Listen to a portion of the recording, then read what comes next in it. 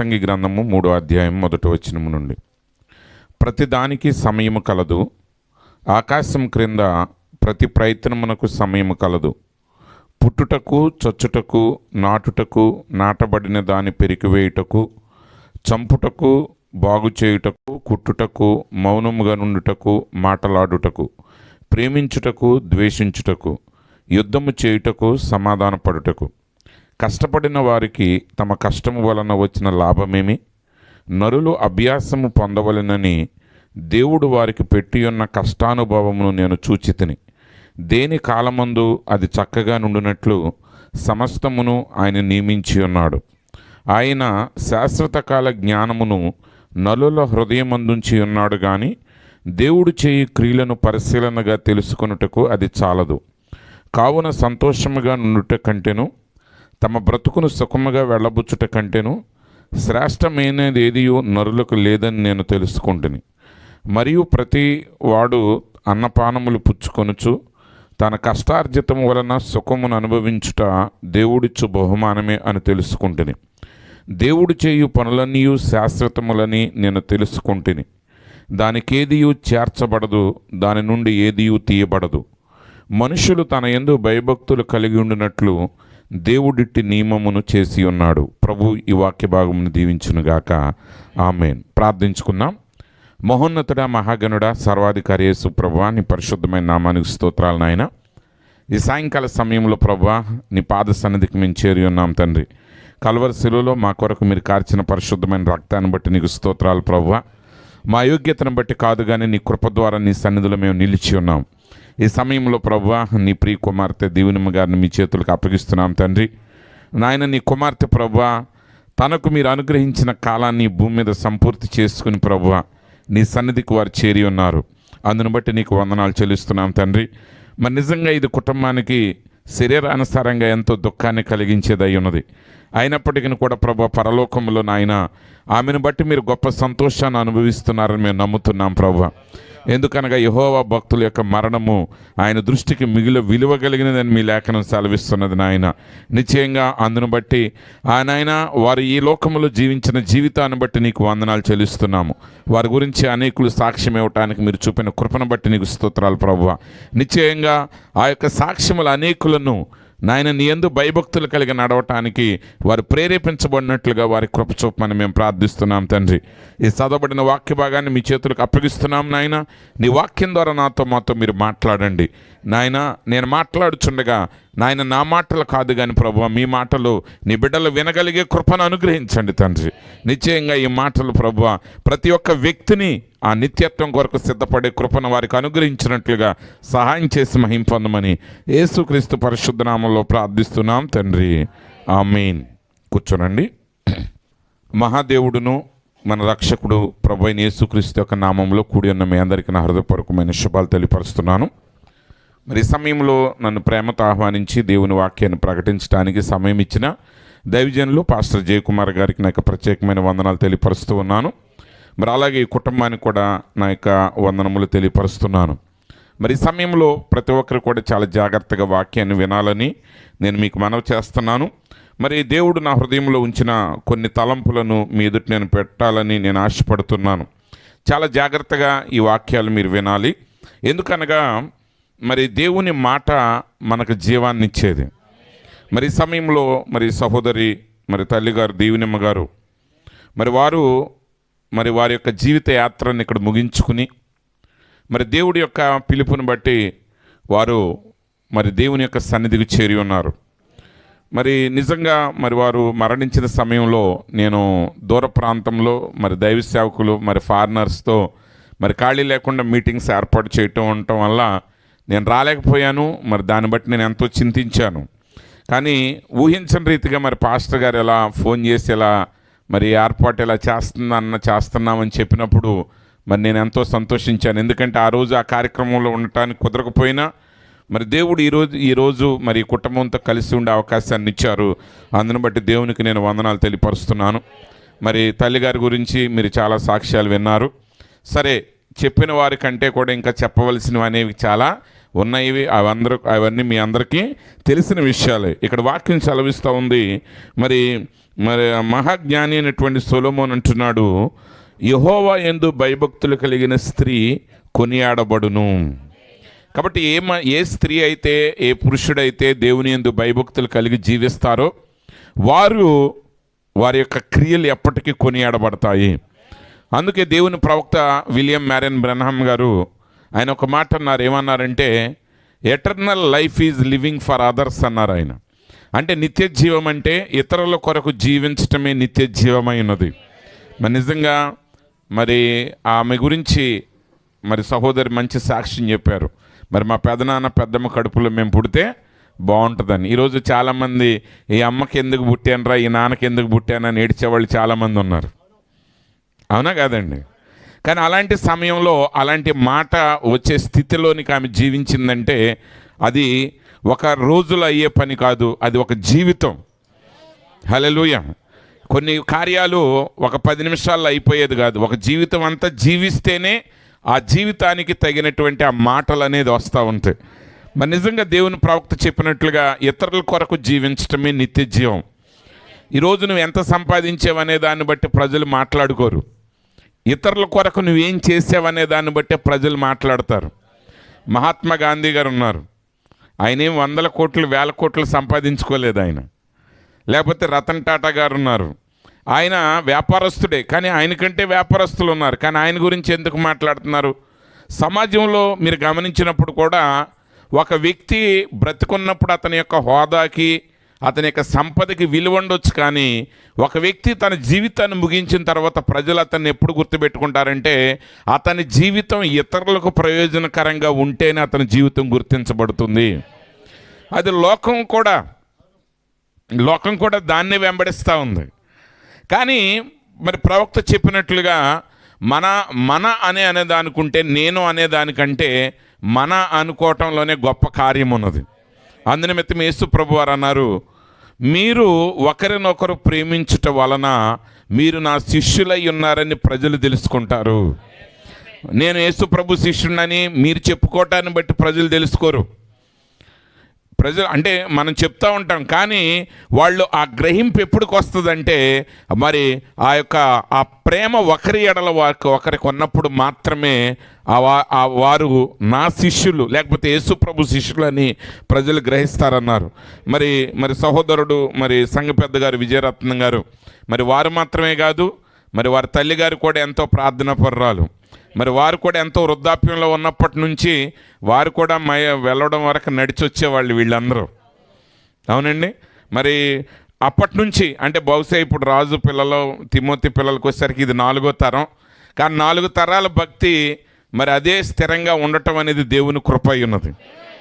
నేను ఒకసారి కూడా చెప్పాను, నేను వెళ్ళడం చర్చిలో మరి ఒకరోజు చూస్తూ ఉంటే ఇక్కడ మన చిన్ననందిగం చర్చి కట్టేటప్పుడు మరి రాజు కొడుకు, తర్వాత ఇంకెవరో మన ప్రతాప్ కొడుకు, ఇంకెవరో మొత్తం ఆ చిన్న చిన్న పిల్లలందరూ కూడా వాళ్ళు చక్కగా ఆ మట్టి అంతా తీస్తున్నారనమాట. ఆ పార తీసుకుని, ఆ పాలిక తీసుకుని. అంటే అప్పుడు సంఘపెద్ద గారు కానీ ఎలా మన రాజు కొడుకులో నాకు సంఘపెద్ద గారు కనపడ్డారు.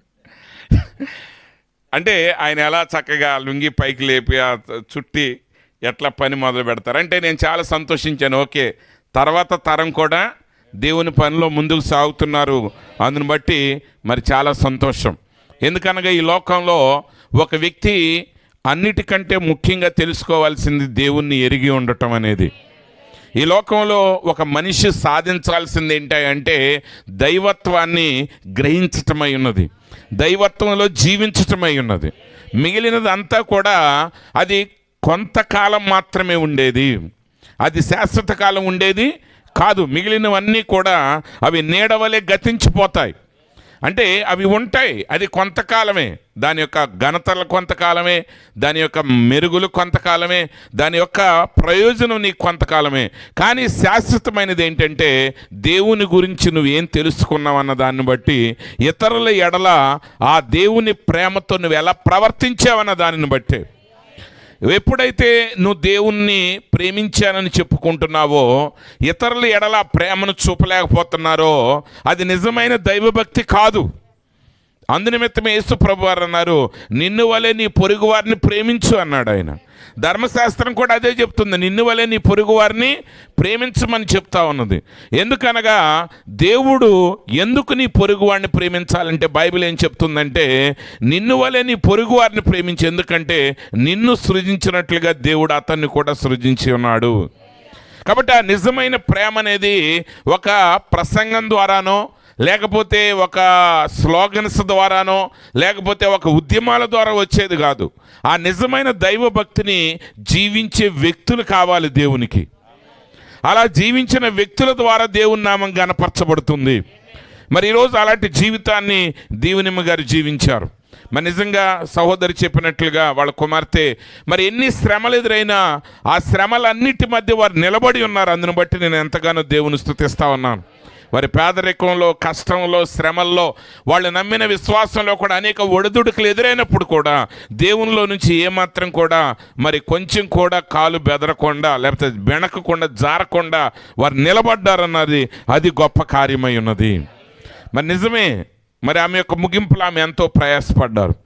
ఎందుకు ఏమనేది మనకు తెలియదు, కానీ ఒక విషయం అయితే నేను నమ్ముతున్నాను. ఏంటంటే దేవుని ప్రేమించు వారికి, అనగా ఆయన సంకల్పం చొప్పున పిలువబడిన వారికి మేలు కలుగుటకై సమస్తమును సమకూడి జరుగుతూ ఉన్నాయి. ఒకవేళ కీడునైనా ఆయన మేలుగా మార్చే దేవుడై ఉన్నాడు. అది లోకం దృష్టిలో కీడు కావచ్చు, కానీ నిజంగా శరీరంగా అది ఎంతో ఇబ్బందికరమైనది. కానీ అదే సమయంలో నిశ్చయంగా ఆమె అవతల వైపులో నుంచి దీన్ని చూసినప్పుడు దీనిని బట్టి ఆమె నిశ్చయంగా అక్కడ ప్రభువును సంతోషిస్తుందని నేను నమ్ముతా ఉన్నాను. హల్లెలూయా. అక్కడి నుంచి ఆమె జీవితంలో ఆమె ఎదుర్కొన్న ప్రతి పరిస్థితిని బట్టి ఆమె సంతోషిస్తుందని మాత్రం నేను గ్యారంటీగా చెప్పగలను. ఎందుకనగా యోసేపు అంటాడు, వాళ్ళ అన్నయ్యని పిలిచి అంటాడు, మీరు నాకు కీడు చేయని ఉద్దేశించారు, కానీ ఈరోజు నేను అనేకులకు ఆశీర్వాదకరంగా ఉండినట్లుగా దేవుడు దాన్ని మేలుగా మార్చి ఉన్నాడు. ఒకరోజు రాబోతుంది నీ జీవితం మొత్తాన్ని నువ్వు తెర అవతలకు వెళ్ళి ఆ నిత్యత్వంలో నుండి ఈ కాలాన్ని చూసినప్పుడు అప్పుడు నీ జీవితంలో జరిగిన ప్రతి కార్యాన్ని బట్టి ఆ రోజు నువ్వు దేవుని స్తుతిస్తావు. కాబట్టి ప్రియమైన సహోదరి సహోదరులారా, అదే విశ్వాసంలో ఇంకా మీ తరాలన్నీ కూడా ముందుకు సాగాలని, ప్రభు రాకడ వరకు ముందుకు సాగాలని నేను ఆశిస్తూ ఉన్నాను. హల్లెలూయా. సరే, మంచిది. ఈ సమయంలో మనం కొన్ని విషయాల మీద నేను పెడతాను, చాలా జాగ్రత్తగా ఆలోచించండి. ఇది ఒక ప్రసంగరీతిగా ఉండదు, కానీ కొన్ని మాటలు మిమ్మల్ని ప్రోత్సహించడానికి నేను మాట్లాడాలని ఆశపడుతున్నాను. ఇక్కడ మహాజ్ఞాని అయినటువంటి సొలొమోన్ రాస్తా ఉన్నాడు జీవితం గురించి. ఆయన అన్నీ రాశాడు, పుట్టడానికి, చావటానికి, నరుక్కోవటానికి, చంపుకోవటానికి, పాతి పెట్టడానికి, ఇవన్నీ చెప్పుకొచ్చాడు. ఎందుకంటే మనిషికి వీటన్నిటికీ సమయం ఉంటుంది. కానీ ఒక మనిషికి సమయం లేనిది ఎక్కడంటే బైబిల్ చదవటానికి సమయం ఉండదు. ఒక మనిషికి ప్రార్థన చేయటానికి సమయం ఉండదు. ఒక వ్యక్తి నిజంగా చెప్పండి, ఒక బైబిల్ ఖరీదు 1000 రూపాయలు అయిపోయింది. ఇప్పుడు యాక్చువల్గా 70 రూపాయలు ఉన్నప్పుడు అదే సమస్య, 50 రూపాయలు ఉన్నప్పుడు కూడా అదే సమస్య. 50 రూపాయలు పెట్టి ఎవరు కొంటారండి బైబిల్ అని అంటారు. ఇప్పుడు 1000 రూపాయలు అయిపోయిన తర్వాత ఇంకెవరు కొంటారంటే కొనరు. కానీ 1000 రూపాయలు మటన్ కొంటారు, బుధవారం కొంటారు, గురువారం కొంటారు, శనివారం వాడు షాప్ కూడా తెరవడని ఆగుతారు, లేకపోతే అది కూడా కొంటారు. ఇక్కడ ఎన్ని వేలు కొన్నా ప్రాబ్లం ఏమీ లేదు. అంటే మళ్ళీ మా అయ్యగారు మేము తినేదాని గురించి మాట్లాడుతున్నారని మీరు అనుకోవద్దు. ఎందుకంటే ఇక్కడ సొలొమోన్ అన్నాడు, అన్నిటికీ సమయం ఉంటుంది, అన్నిటికీ డబ్బులు ఉంటాయి. హల్లెలూయా. మాకు మనిషి జన్మించిన దగ్గర నుంచి ముగించే వరకు ఆ మనిషి పోరాటం అంతా మిగిలిన దేని కొరకైనా ఎంతో పోరాటం చేస్తాడు.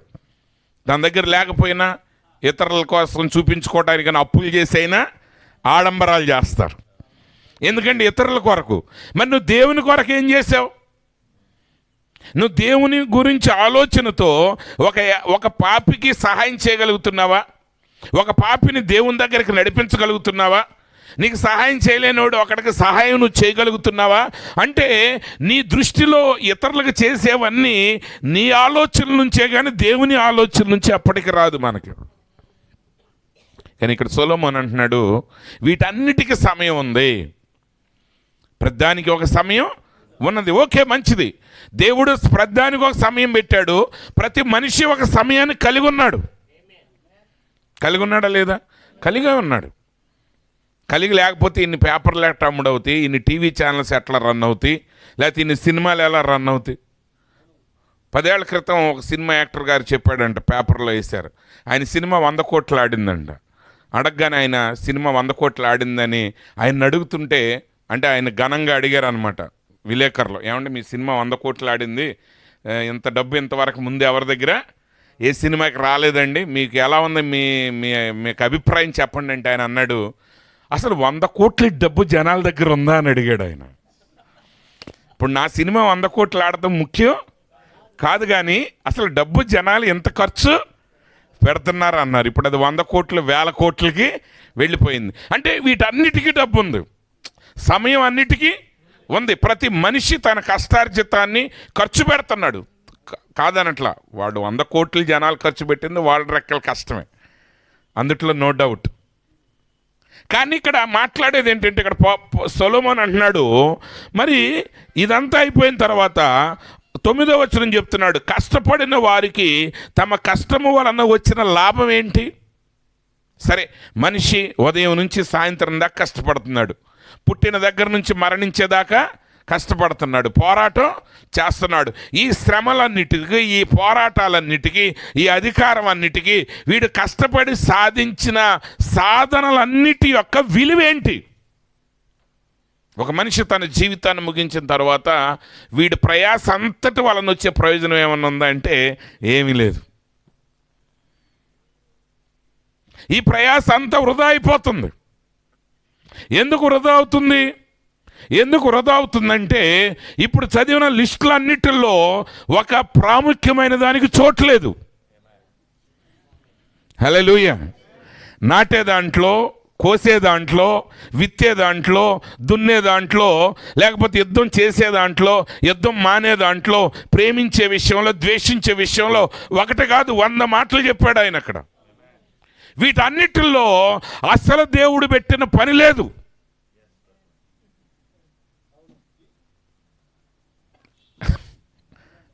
గ్రహించారా?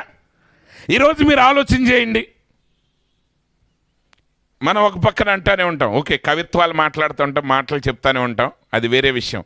కానీ ఆ మాట ప్రకారం బ్రతుకుతామా లేదనేది ఆలోచిస్తాం.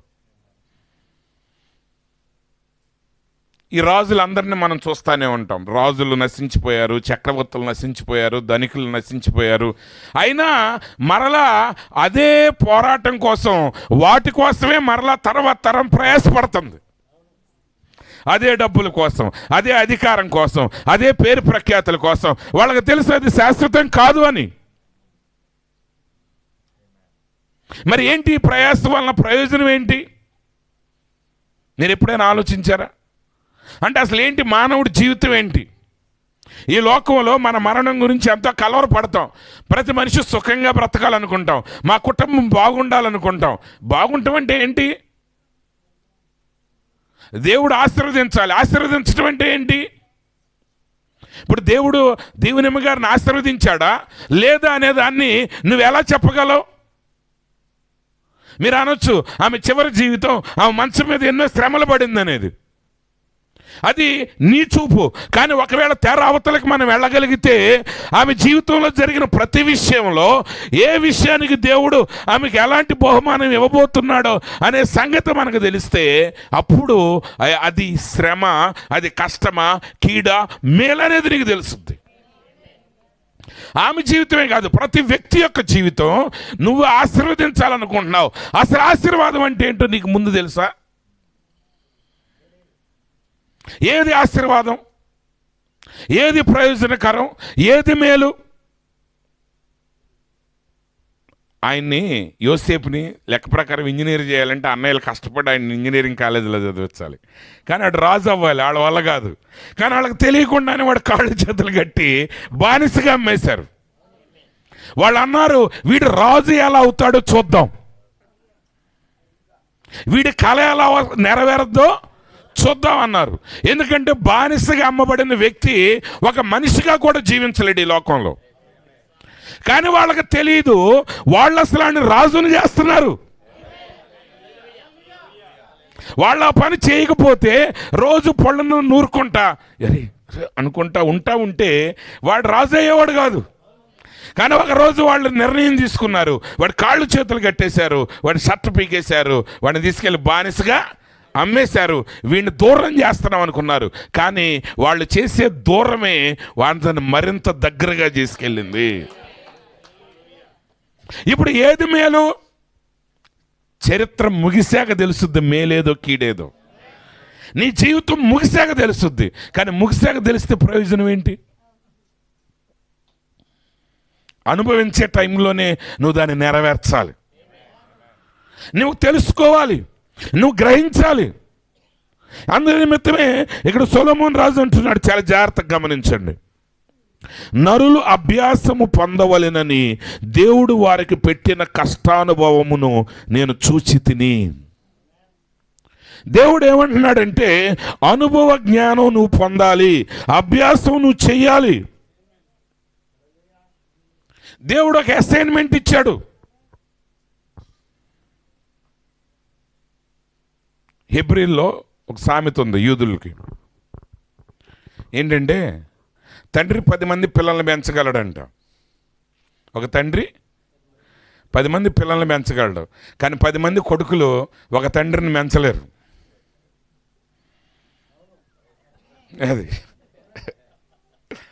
అది ఈయన భార్య ఏమో పెద్దోడికి బట్టలు లేవు, ఇదిగో చిన్నవాడికి ఇది కావాలి, వాడికి ఇది తెచ్చిపెట్టు, 9వ ఇది కావాలని తన్ని చెప్పేస్తుంది వాడి చేత. రేపు కోడళ్ళు వచ్చాక 10 మంది ఆడవాళ్ళు అంటారు, ఇదిగో మీ నాన్న ఇంటికి వచ్చాడంటే నేను ఉండను ఇక్కడ, ఇదిగో మీ నాన్న రాత్రి అంతా దగ్గుతున్నాడు, నాకు నిద్ర పట్టట్లేదు, ఇదిగో నేను బట్టలు ఉతకను. అది అంటే 10 మంది కొడుకుల్ని పెంచడం తేలికే, కానీ 10 మంది కొడుకులు ఒక తండ్రిని పెంచడం కష్టం. కానీ భక్తి కలిగిన కుటుంబంలో పెంచవచ్చు, అదే నెరవేర్చబడింది ఇంట్లో. చెప్పి వెళ్ళిపోవటం తేలికే, ప్రజల కోసం నా ప్రాణం ఇస్తానని చెప్పేసి చుట్టూ 100 మంది సెక్యూరిటీ గార్డులు పెట్టుకుని లోపలికి వెళ్ళిపోతారు నాయకులు. యేసు ప్రభు చెప్పాడు, పాపుల కొరకు ప్రాణం పెట్టడానికని వచ్చాడు. ఆ రోజు చనిపోయింది కూడా ఆయన ఎవరి కోసం అంటే బరబ్బా అనే ఒక దొంగ కోసం చనిపోయాడు. ఆయన ఏది చెప్పాడో అది నెరవేర్చాడు. ఆయన జీవితం మాటలు కాదు, ఆయన జీవితము జీవించాడు. ఈరోజు దేవుడు మనకు నిర్ణయించింది ఏంటంటే ఆయన చెప్పిన వాక్యాన్ని మనం అనుభవ జ్ఞానం ద్వారా తెలుసుకోవాలి.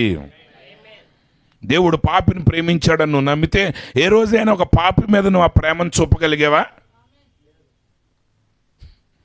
మరి ఎలా దేవుడు పాపిని ప్రేమించాడని నువ్వు ఎలా చెప్తావు? శుభ్రంగా ఉంటే అందరికి కన్నుపడదు. ఒక ఆయన చక్కగా ప్యాంట్ షర్ట్ వేసుకుని చక్కగా బైబిల్ చదువుతున్నాడు అనుకోండి, ఆ చుట్టుపక్కల ఉన్న పాస్టర్లు అందరికీ దేవుడు ఆయన్నే చూపెడతారు, నువ్వు వెళ్ళి ఆ వ్యక్తితో వాక్యాన్ని పంచుకోమని. అది ఒకటి తాగి రోడ్ల మీద పడిపోయాడు అనుకోండి, ఎవరితోనే మాట్లాడు దేవుడు, ఇదిగో నా కుమారుడు అక్కడ ఉన్నాడు, నా కుమారుడికి పరిచర్య చేయండి అని ఎవరో చెప్పరు అక్కడ. కానీ నిజమైన ప్రేమ కలిగినోడు ఏం చేస్తాడంటే ఆ తాగి ఆ పడిపోయిన స్థితిలో ఉన్నవాడి యొక్క ఆత్మను చూస్తాడు. యేసుప్రభు అలాగే వెళ్ళాడు. ఆయన దగ్గరికి వచ్చినప్పుడు ఆయన లోకంలో గొప్పవారు వచ్చినా త్రోసివేయలేదు, లోకంలో అందరి చేత త్రోసివేయబడిన వారు వచ్చినా ఆయన త్రోసివేయలేదు.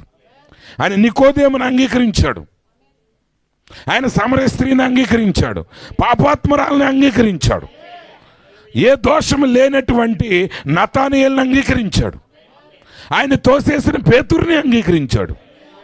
ప్రతి వ్యక్తిని ఆయన చేర్చుకున్నాడు. ఆయన ఏది చెప్పాడో అది అనుభవాల ద్వారా చెప్పాడు. ఈరోజు క్రైస్తవంలో సాక్ష్యాలు చెప్పించడానికి గల కారణం ఏంటి? నేను ప్రసంగం చేసేయచ్చు, కానీ పాస్టర్ గారితో నేను చెప్పాను, ఆయన కూడా అన్నారు, అయ్యా నాకు కూడా అదే ప్రేరేపణ వచ్చింది కానీ టైం అయిపోతుందని నేను ఆలోచించానని. ఈరోజు ఎందుకంటే ప్రసంగాలు ఎవరైనా చేయొచ్చు సిద్ధపడి, కానీ ఆమె గురించి చెప్పిన 2-3 మాటలు ఉన్నాయి చూసారా, అది చెప్పాలంటే అది జీవితకాలం నిలబెట్టుకుంటేనే చెప్పే మాటలు అవి. ఆమె చేసి చనిపోయి 1 నెల ముందు అందరిని తిట్టిపోయింది అనుకోండి, ఆ ఒక్క మాట రాదు, మీరు మాట్లాడరు. అంటే ఆమె 70 ఏళ్ళు 60 ఏళ్ళలో ఆమె పడిన ప్రయాస అంతా సున్నాకి అయిపోయేది. అంటే మీరు ఈరోజు చెప్పిన 1-2 మాటలో 1-2 నిమిషాల గురించి మీరు చెప్పిన సాక్ష్యం రావటానికి ఆమె ఒక 65 ఇయర్స్ 70 ఇయర్స్ ఆమె ఎక్కడ పొరపాటు చేయకుండా నిలబడింది కాబట్టి ఆ మాటలు వచ్చినాయి. రేపొద్దున్నే దేవుడు కూడా పరలోక రాజ్యంలో ఆమె గురించి సాక్ష్యం ఇవ్వాలంటే ఆమె విన్న ప్రసంగాల గురించి కాదు దేవుడు ఇచ్చేది, ఆమె జీవితం గురించి ఇస్తాడు. కాబట్టి ఇక్కడ ఆయన భక్తుడు అంటున్నాడు, ఇక్కడ ఆయన ఏమంటున్నాడంటే అనుభవ జ్ఞానం ద్వారా తెలుసుకోవాలి. దేవుడు అభ్యాసం అంటే మనందరికీ ఒక వర్క్ ఇచ్చాడు. మీరు కానీ పిల్లలకరే హోంవర్క్ ఉందా చేసుకోండి అంటాం మనం, అనే కదా. హోంవర్క్ ఇవ్వకపోతే టీచర్ని అడుగుతాం, ఎందుకంటే వీళ్ళు అల్లరి చేస్తారని.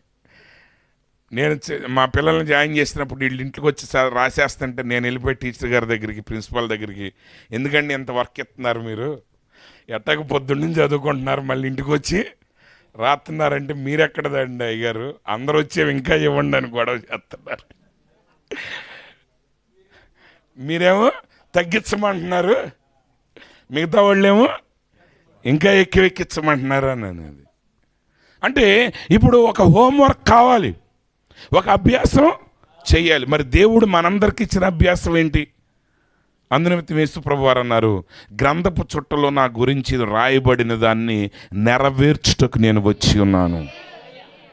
ఈరోజు మనందరి జీవితంలో దేవుడు ఒక అసైన్మెంట్ పెట్టి పంపించాడు ఈ భూమి మీదకి. నువ్వు చేయాల్సిన పని ఒకటి ఉంది, కానీ అది వదిలిపెట్టి మనకి దేనికి సమయం ఉంది? పుట్టడానికి సమయం ఉంది, పేరంటాలకు వెళ్తానికి సమయం ఉంది, సమర్థలకు వెళ్తానికి సమయం ఉంది, పుట్టినరోజులు పండగలు చేయటానికి సమయం ఉంది. ఏ ఫంక్షన్ కూడా వదిలే పని లేదు. ఎప్పుడన్నా బుధవారం ఆదివారం కాక మధ్యలో శుక్రవారం ప్రేరేపించబడింది అన్నాడు అనుకో పాస్టర్ గారేక, అమ్మ ఈరోజు దేవుడు నాతో మాట్లాడాడు, ఈ శుక్రవారం కూడా ప్రార్థన పెడదామన్నాడు అనుకో, ఇంక జనాలు గోలెత్తిపోతారు. ఖాళీ ఎక్కడ ఉందండి మాకు? మాకు మీలాగా ఏమన్నా ఖాళీగా కూర్చుంటున్నావా? మాకు ఎవరన్నా తెచ్చి పెడుతున్నారా? ఇక ఎన్నెన్నో వస్తాయో. అంటే మీరంటే మంచివాళ్ళే, మీకు తెలవదు, కానీ వేరే మీరు తరతరాలుగా మంచి భక్తిలో నడుస్తున్నారు, కానీ మీ అయ్యగారికి అట్లాంటి మాటలు తెలియదు, కానీ మేము వింటూ ఉంటాం. చాలామంది పాస్టర్లు చెప్తా ఉంటారు, అయ్యగారు మమ్మల్ని ఎట్టనేస్తున్నారండి అని. ఎందుకంటే అనుకున్న సమయం దాటి ఒక నిమిషం వెళ్ళినా తట్టుకోలేరు, ఎందుకంటే మీ ప్రోగ్రామ్ షీట్ అంతా కకావికలం అయిపోద్ది. అది ఇప్పుడు వచ్చేటప్పుడు అడుగుతారు పాస్టర్ గారిని, ఏమంటే పాస్టర్ గారు ఎంతసేపు 8 అమ్మ 7:30 అని చెప్పేసాను జాషువా గారికి, 7:30 ఇచ్చేస్తా, 8:30 ముగిచ్చేస్తానని అన్నారు. మీరు అదే లెక్క 8:30-9 మీరు చుట్టాలింటికి మా ఫంక్షన్లు ఎన్ని ready అయిపోయేస్తారు.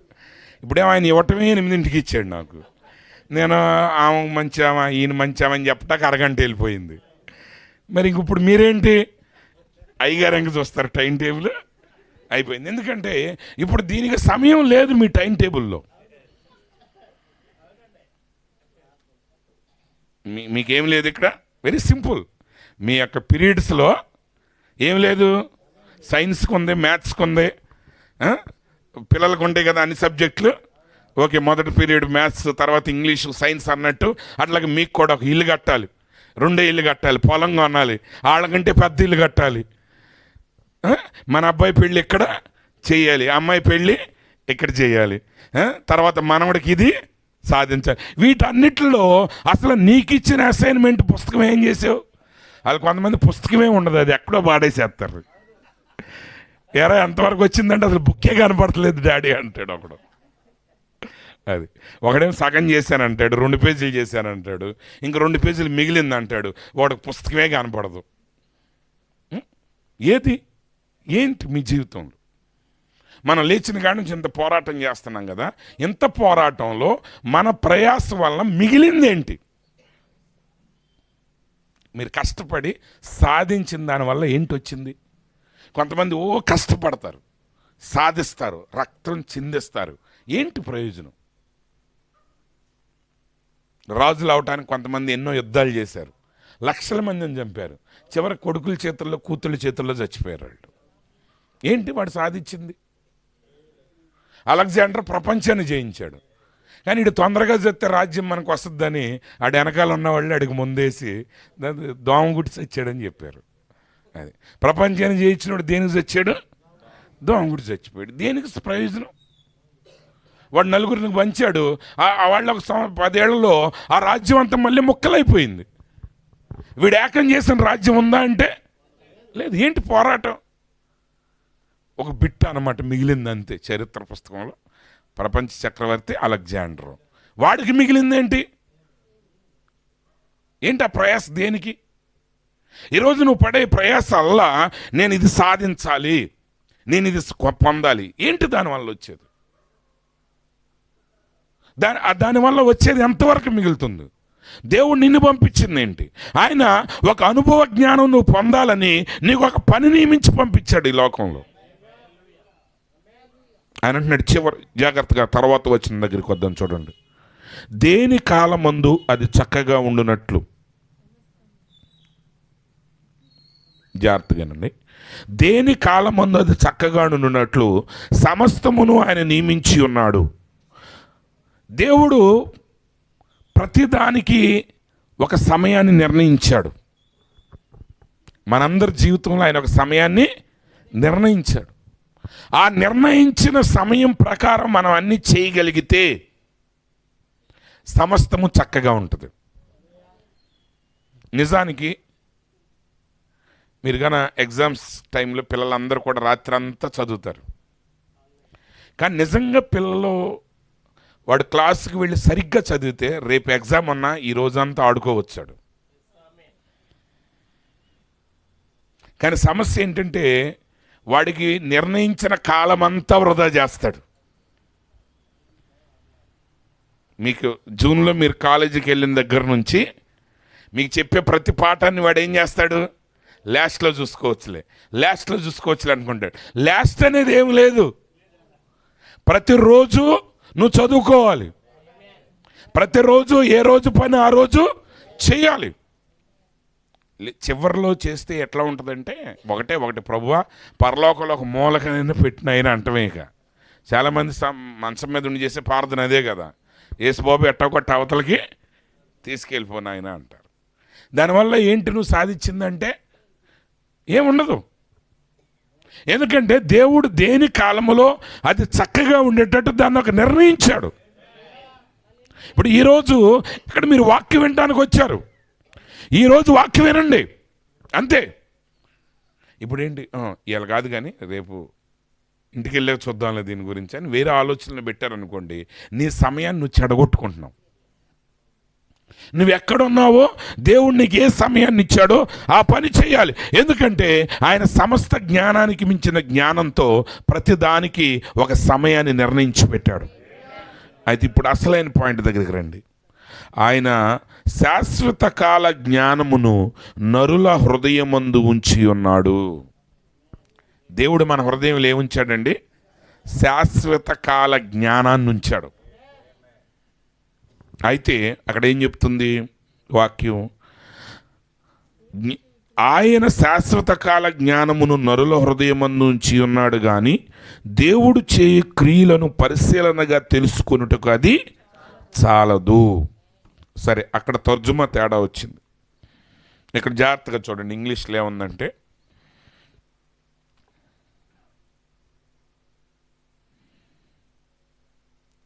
He hath made everything beautiful in its time. ఆయన ప్రతిదానిని దాని కాలమందు చక్కగా చేసి ఉన్నాడు.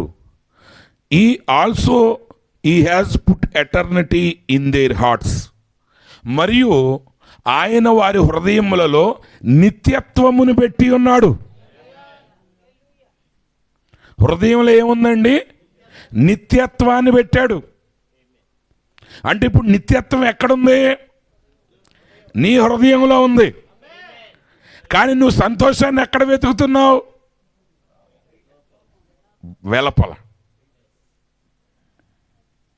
కానీ నిత్యత్వం నీ హృదయంలో ఉంది.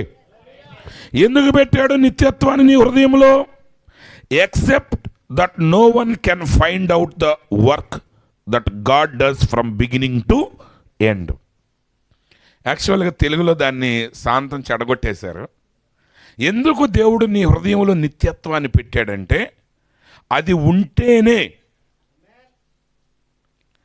నీ హృదయంలో ఉన్న నిత్యత్వం ద్వారానే దేవుడు చేసే క్రియ ప్రారంభము నుండి ముగింపు వరకు ఆ క్రియను నువ్వు తెలుసుకుంటావు. ఇది మీరు చాలా జాగ్రత్తగా పెట్టుకోండి. అంటే ఇప్పుడు దేవుడు ఒక పని చేస్తున్నాడు, దేవుడు ఒక పని చేస్తున్నాడు. ఆ పని యొక్క ప్రారంభం నుండి ముగింపు వరకు నువ్వు ఎలా తెలుసుకోగలవంటే దాన్ని తెలుసుకునే ఏకైక మార్గము నీ హృదయంలో పెట్టిన నిత్యత్వం మాత్రమే. నా ప్రసంగం ద్వారా కాదు, గుర్తుపెట్టుకోండి. ఏ ప్రసంగికుడు ద్వారా కాదు, దేని ద్వారా కాదు. దేవుడు చేస్తున్న క్రియను గుర్తించాలంటే అది నీ హృదయంలో దాగిన నిత్యత్వాన్ని వెలపలకి తీస్తేనే తప్ప నువ్వు దాన్ని గ్రహించలేవు. కొంతమంది ఏంటంటే స్టార్ ప్రీచర్స్ని వెంబడిస్తారు. వాళ్ళు ఏదో మాకు నిత్యత్వాన్ని చెప్పేస్తారు, దేవుని క్రియలన్నీ మాకు. వాళ్ళు చెప్పే లెక్క అయితే నిత్యత్వాన్ని నీ హృదయంలో ఎందుకు పెడతాడు? ఇప్పుడు ఇక్కడ నీ క్రియలన్నిటి మధ్య నువ్వు మిస్ అయింది ఏంటంటే దేవుడు నీకు ఇచ్చిన అసైన్మెంట్ని వదిలేస్తున్నావు. దేవుడు నీకు ఒక అసైన్మెంట్ ఇచ్చాడు, నిజానికి నువ్వు ఆ పనిలో నిమగ్నమై ఉండాలి. ఇప్పుడు ముఖ్యమంత్రి గారి ప్రోగ్రాం ఎక్కడ ఉందనుకోండి, రోడ్లు భవనాల శాఖలో పనిచేసే వాళ్ళు వచ్చి ఆ రోడ్ని క్లీన్ చేసేసుకుంటారు. ఎలక్ట్రిక్ డిపార్ట్మెంట్ వాళ్ళు వచ్చి లైన్స్ అన్ని కరెక్ట్గానే లేవో చూసుకుంటారు. ఇప్పుడు అదే వాళ్ళ పని. అంటే roads and buildings executive officer వచ్చి కరెంట్ లైన్ల గురించిను లేకపోతే అడ్వర్టైజ్మెంట్ సరిగ్గా వెళ్తున్న గురించి ఆలోచించాడు అనుకోండి, ఆయన పని మిస్ అవ్వద్దు. ఎందుకంటే ఆయనకు ఒక అలాటెడ్ వర్క్ ఇచ్చారు, ఆయనకు ఒక పని ఉంది, ఆయన ఆ పనిలో నిమగ్నం కావాలి. ఆ సీఎం గారు వచ్చి వెళ్ళిపోయే వరకు ఆ రోడ్లు ఎలా ఉన్నాయి, ఆ స్టేజ్ ఎలా ఉంది, ఆ బిల్డింగ్ ఎలా ఉంది, వాటన్నిటి మీద తన దృష్టిని సంపూర్తిగా పెట్టాలి. ఒక డాక్టర్ గారు ఒక మెడికల్ ఫీల్డ్ ఉందనుకోండి, వాళ్ళకు కొన్ని బాధ్యతలు ఉంటాయి, వాళ్ళు అవన్నీ కూడా కరెక్ట్గా ఉన్నాయో లేవో చూసుకుంటారు. ఇప్పుడు మనం ఏం చేస్తున్నాం, మానవుడు ఏం చేస్తున్నాడు, లోక సంబంధమైన ఈ పనులన్నీ సరిగానే చేస్తున్నాడు, కానీ అసలు మనల్ని ఇక్కడికి పంపించిన అసలు ఓనర్ దేవుడై ఉన్నాడు. మీరందరూ రకరకాల స్థలాల్లో పనిచేస్తున్నారు. మీరందరూ అంటే మా ఓనర్ గారు ఊరుకోరండి, మా ఓనర్ గారిని అడగాలండి అంటారు. అంతవరకు ఓకే. అసలు ఓనర్ ఎవరో, మీ జీవితానికి రియల్ ఓనర్ ఎవరో? యేసుక్రీస్తు. అందుకే షడ్రక్ మేషక్ అబేద్నెగోలు అన్నారు, రాజా నీ ఆజ్ఞకు మేము భయపడం, ఎందుకంటే అసలు మా రాజు ఇంకొకడు ఉన్నాడు. హల్లెలూయా. ఇప్పుడు నువ్వు ఈ అసైన్మెంట్లో నువ్వు మునిగిపోయావు కదా, అసలు అసైన్మెంట్ ఏంటి? ఆ అసలు అసైన్మెంట్ ఏంటంటే దేవుడు నీలో చేస్తున్న క్రియ ముగింపు నుండి అంతం వరకు నువ్వు గ్రహించాలి. గ్రహిస్తున్నారా? ఈ మాట మీకు అర్థమవుతుందా? ఎందుకంటే ఆ నిత్యత్వము నీలో పెట్టిన ఆ నిత్యత్వము ద్వారా మాత్రమే నువ్వు దాన్ని గ్రహించగలవు. ఇప్పుడు దేవుడు నీలో ఒక క్రియ చేస్తున్నాడు. ఏం చేస్తున్నాడు ఆ క్రియ? అసలు ఈ లోకంలో మానవుని దేవుడు ఎందుకు పెట్టాడంటే తన పోలిక చొప్పున తన స్వరూపమందు ఆయన నరుణ్ణి సృజించి ఈ భూమి మీద నరుణ్ణి ఏలికగా పెట్టాడు. నిజానికి మనకు కంప్లీట్గా ఆదాము అవ్వ ఎలా ఉన్నారో మనకు తెలీదు. మనమంతా సైద్ధాంతికంగా లేకపోతే వేదాంత పరిజ్ఞానం కలిగి ఉండటమే కానీ ఆ రియల్ స్థితి మనకు పూర్తిగా గ్రహింపు తెలీదు. అందునిమిత్తం ఇంకా మనం కొన్ని విషయాలు ప్రవక్త ఆదాము అవ్వ గురించి అవతల విషయాలు కొన్ని చెప్పేటప్పుడు మనకున్న ఇప్పుడు పరిస్థితులను బట్టి మనం దాన్ని గ్రహించలేకపోతున్నాం. ఒకసారి ఒక ఎమ్మెల్యే గారు ఆయన అన్నాడు, నేను బీకాంలో ఫిజిక్స్ అన్నాడు.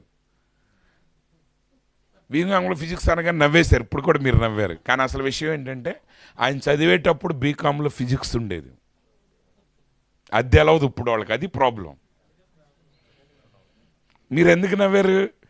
మీకు తెలిసి నవ్వారా, తెలవక నవ్వారా? ఆయనకు తెలవదని మీరు నవ్వారు, అసలు మీకు తెలీదు. అది ఇన్ని కోర్సులు రానప్పుడు బిఏలో కూడా మ్యాథ్స్ ఉండేది, బీకామ్లో కూడా ఉండేదేమో, నాకు తెలియదు. ఒకసారి మా మా మ్యాథ్స్ టీచర్ గారికి ఆమెకి గిఫ్ట్ ప్రజెంటేషన్ చేసేటప్పుడు ఆమె పేరు రాసి నేను బిఎస్సి అని రాశాను. అవంది, ఒరే బాబు నాకు బిఎస్సి కాదు బిఏ అంది. మరి బిఏ చదువు మ్యాథ్స్ అంటే బిఏలో కూడా మ్యాథ్స్ ఉంటుంది, మరి అంతకంటే ముందుది. అంటే ఇప్పుడున్న మీకున్న జ్ఞానంతో మీరు గతంలో ఏం జరిగిందనేది మీరు గ్రహించలేరు. సరిపోద్ది అది. అందుకే తెలుగులో అది చాలదు అన్నాడు. కానీ విషయం ఏంటంటే, ఈ కాలం యొక్క వర్తమానంలోనికి నువ్వు వచ్చినప్పుడు, నువ్వు నిజంగా ఈ వెలుగు నీ మీద ప్రకాశిస్తా ఉన్నప్పుడు, నువ్వు మనుషుల మీద కాకుండా నీ హృదయంలో దేవుడు పెట్టిన ఆ నిత్యత్వాన్ని మీద నువ్వు ఆధారపడితే దేవుని యొక్క కార్యాన్ని ప్రారంభం నుండి ముగింపు వరకు నువ్వు తెలుసుకుంటావు. ఎక్కడ మొదలుపెట్టిన కార్యం అంటే ప్రపంచాన్ని కాదు, నీలో ఒక కార్యాన్ని మొదలు పెడుతున్నాడు. ఎందుకంటే దేవుడికి తెలిసిన ప్రపంచం నువ్వు. ప్రపంచం అనగానే మన వాళ్ళు భూమి గుండ్రంగా ఉందా, నల్లగా ఉందా, ఎర్రగా ఉందా, ఇది ఇప్పుడు ఎందుకు వచ్చింది అంటాడు. ఇది పక్కన పెట్టండి. నువ్వు ఉన్నప్పుడు, నువ్వు రాకముందు నుంచి భూమి ఉంది, నువ్వు వెళ్ళిపోయాక భూమి ఉంటుంది. ఇప్పుడు మన పాయింట్ అది కాదు.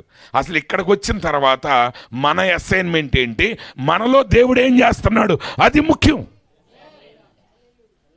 అది ఎప్పుడు నువ్వు దాని గురించి ఆలోచిస్తావంటే, నిత్యత్వం యొక్క స్పృహ నువ్వు కలిగి ఉన్నప్పుడు. ఈ జీవితం అనేది శాశ్వతం కాదు, అలాని ఈ జీవితం తాత్కాలికమైంది కాదు. ఈ జీవితం అనేది, ఈ భూమి మీద నువ్వు జీవించే జీవితం అల్పమైన, నువ్వు లోపల ఉన్న నీలో నిత్యత్వం దాగి ఉంది. అందుకే అంటే ఇప్పుడు అందరూ చేస్తున్నారు, కానీ ఇదివరకు గవర్నమెంట్ ప్రైవేట్ ఉద్యోగం ఉన్నోడికి పిల్లల్ని ఇచ్చేవాళ్ళు కాదు. ఏమయ్యాడు గవర్నమెంట్ ఉద్యోగం కంటే వీడికి ఎక్కువ శాలరీ వస్తున్నాడు, పింఛన్ అండి, దిగిపోయాక పింఛన్ వస్తుందండి. అరే ఇప్పుడు దిగిపోయేదాకా సంగతి ఎందుకు, బతకడం ఆలోచిస్తారంటే అంత బోర ఆలోచిస్తారు. మరి పాతి పెట్టిన తర్వాత ఇంకో జీవితం ఉంది, దాని సంగతి ఏంటి? పని అంతా అయిపోయి ఇంట్లో కూర్చుంటే పింఛన్ వస్తుంది కాబట్టి గవర్నమెంట్ ఉద్యోగం అన్నావు. మరి నువ్వు చనిపోయిన తర్వాత కూడా ఒక జీవం ఉంది. ఆ జీవం నువ్వు శాశ్వత కాలం ఆనందంగా జీవించాలంటే దేవుడు కావాలి. కానీ దేవుడు వద్దు, అక్కడ వద్దు, ఆ గవర్నమెంట్ వద్దు, ఆ దేవుడు వద్దు. ఇక్కడ మాత్రం మనకి మిగిలిన పనులన్నీ కావాలి. ఇక్కడ దేవుడిది ఏముందిలేండి, తర్వాత సంగతి మాకు ఖాళీ లేదులేండి, పని ఉందిలేండి, ఎక్స్ట్రా పని ఉందిలేండి, డబుల్ శాలరీ వస్తుందిలేండి. అసలు మీకు వచ్చే ఆదివారం సెలవు దేవుడు పెట్టింది. ఆయన విశ్రాంతి దినం పెట్టకపోతే మీకు అది ఉండేది కాదు. ఇప్పుడేమో ఆయన మీకు విశ్రాంతి దినం పెడితే మీరు ఎక్స్ట్రా పని చేస్తారు, మీరు ఇట్టాగే చేయండి. ఇప్పటికీ నారాయణమూర్తి అంటున్నాడు, రోజుకి 18 గంటలు పని చేయాలంట సాఫ్ట్వేర్ ఇంజనీర్లు.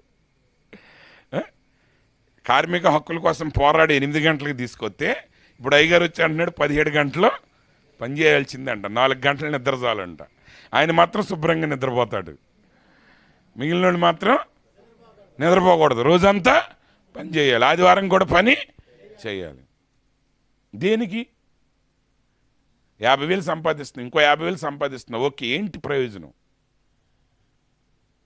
1,00,000 సంపాదించేవాడు కూడా అప్పులు ఉన్నాయి, 5 లక్షలు సంపాదించేవాడికి అప్పులు ఉన్నాయి, నెలకి 10 లక్షలు సంపాదించేవాడికి అప్పులు ఉన్నాయి. పాస్టర్ గారి దగ్గరికి వచ్చి అందరూ చెప్పేది ఒకటే, ఆర్థిక బాధలు, అప్పుల నుంచి విడుదల కావాలి, ప్రార్థన చేయండి.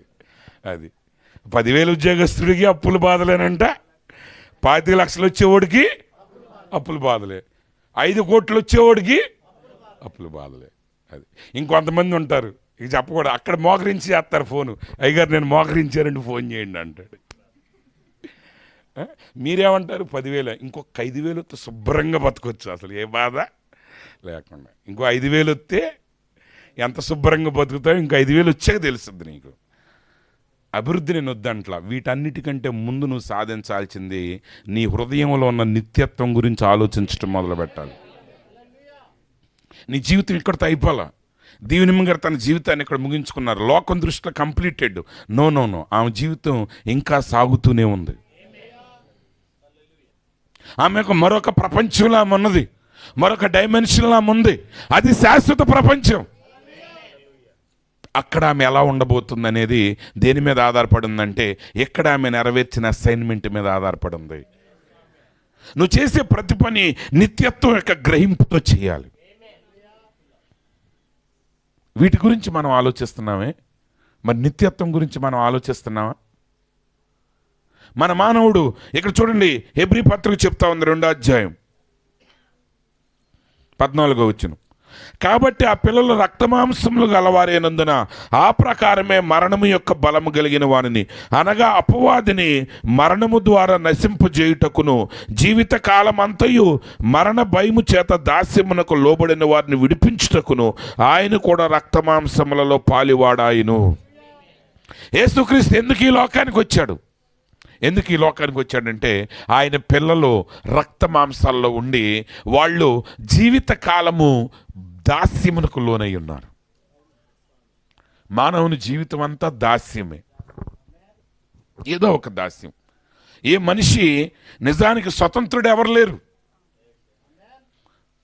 పేదవాడి దగ్గర నుంచి రాజరికం అనుభవించేవాడి వరకు వాడి స్థాయిలో వాడి కష్టాలు ఆడుకుంటానే ఉన్నాయి, వాడి బాధలు వాడుకుంటానే ఉన్నాయి, వాడి పోరాటాలు వాడుకుంటానే ఉన్నాయి. కానీ వాడికి ఎప్పుడు అర్థం కాదు ఏంటి నా జీవితం ముగింపు అంటే. ఎవడు జవాబు చెప్పలేడు. కానీ ఎందుకు ఆ దాస్యంలో ఉన్నారు? బైబిల్ చెప్తుంది మరణ భయము చేత. మరణ భయం. మనిషి ఎందుకు దాస్యం? కోట్లీశ్వరుని కూడా ఆయన మోకరింపు చేయాలంటే మరణ భయం. ఏమండి, క్యాన్సర్ వచ్చిందండి, తగ్గదండి, 5 రోజులు చచ్చిపోతాడు అనగానే ఇక ఆడొచ్చి ఒక పాస్టర్ గారి దగ్గర, సరే నేను క్రైస్తవ్యం అంటున్నాను, మిగతాది వద్దులేండి, పాస్టర్ గారి దగ్గరికి వచ్చాడు అనుకోండి. పాస్టర్ గారు, అబ్బాయి నువ్వు మోకాళ్ళ మీద రావాలి అయ్యగారి దగ్గరికి అన్నాడు అనుకో, వాడు మోకాళ్ళ మీద వచ్చేస్తాడు. అరే నేను ఇన్ని కోట్లు సంపాదించాను, అసలు మోకాళ్ళ మీద వెళ్తే తగ్గదా, లేకపోతే ఇంత హాస్పిటల్లో మందులు వాడాను, వాడికి ఏ ఆలోచన రాదు. ఇంకా నల్ల పిల్లి అండి, తోక మీద తెల్లగా ఉండాలి, ఆ పిల్లి దాన్ని పెట్టుకోండి అంటే అది ఏంటి, ఆడు ఎందుకు, ఆడు ఏ పిచ్చలు ఏం చేయమంటే అది చేస్తాడు. ఎందుకంటే చంచిపోతామేమోనని భయం.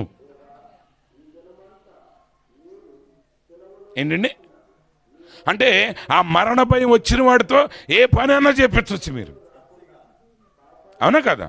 అరే నేను నీ మరణం తప్పించే బాధ్యత మా దగ్గర ఉందంటే వాడు ఏ పని చేయటానికైనా ఇష్టపడిపోతాడు.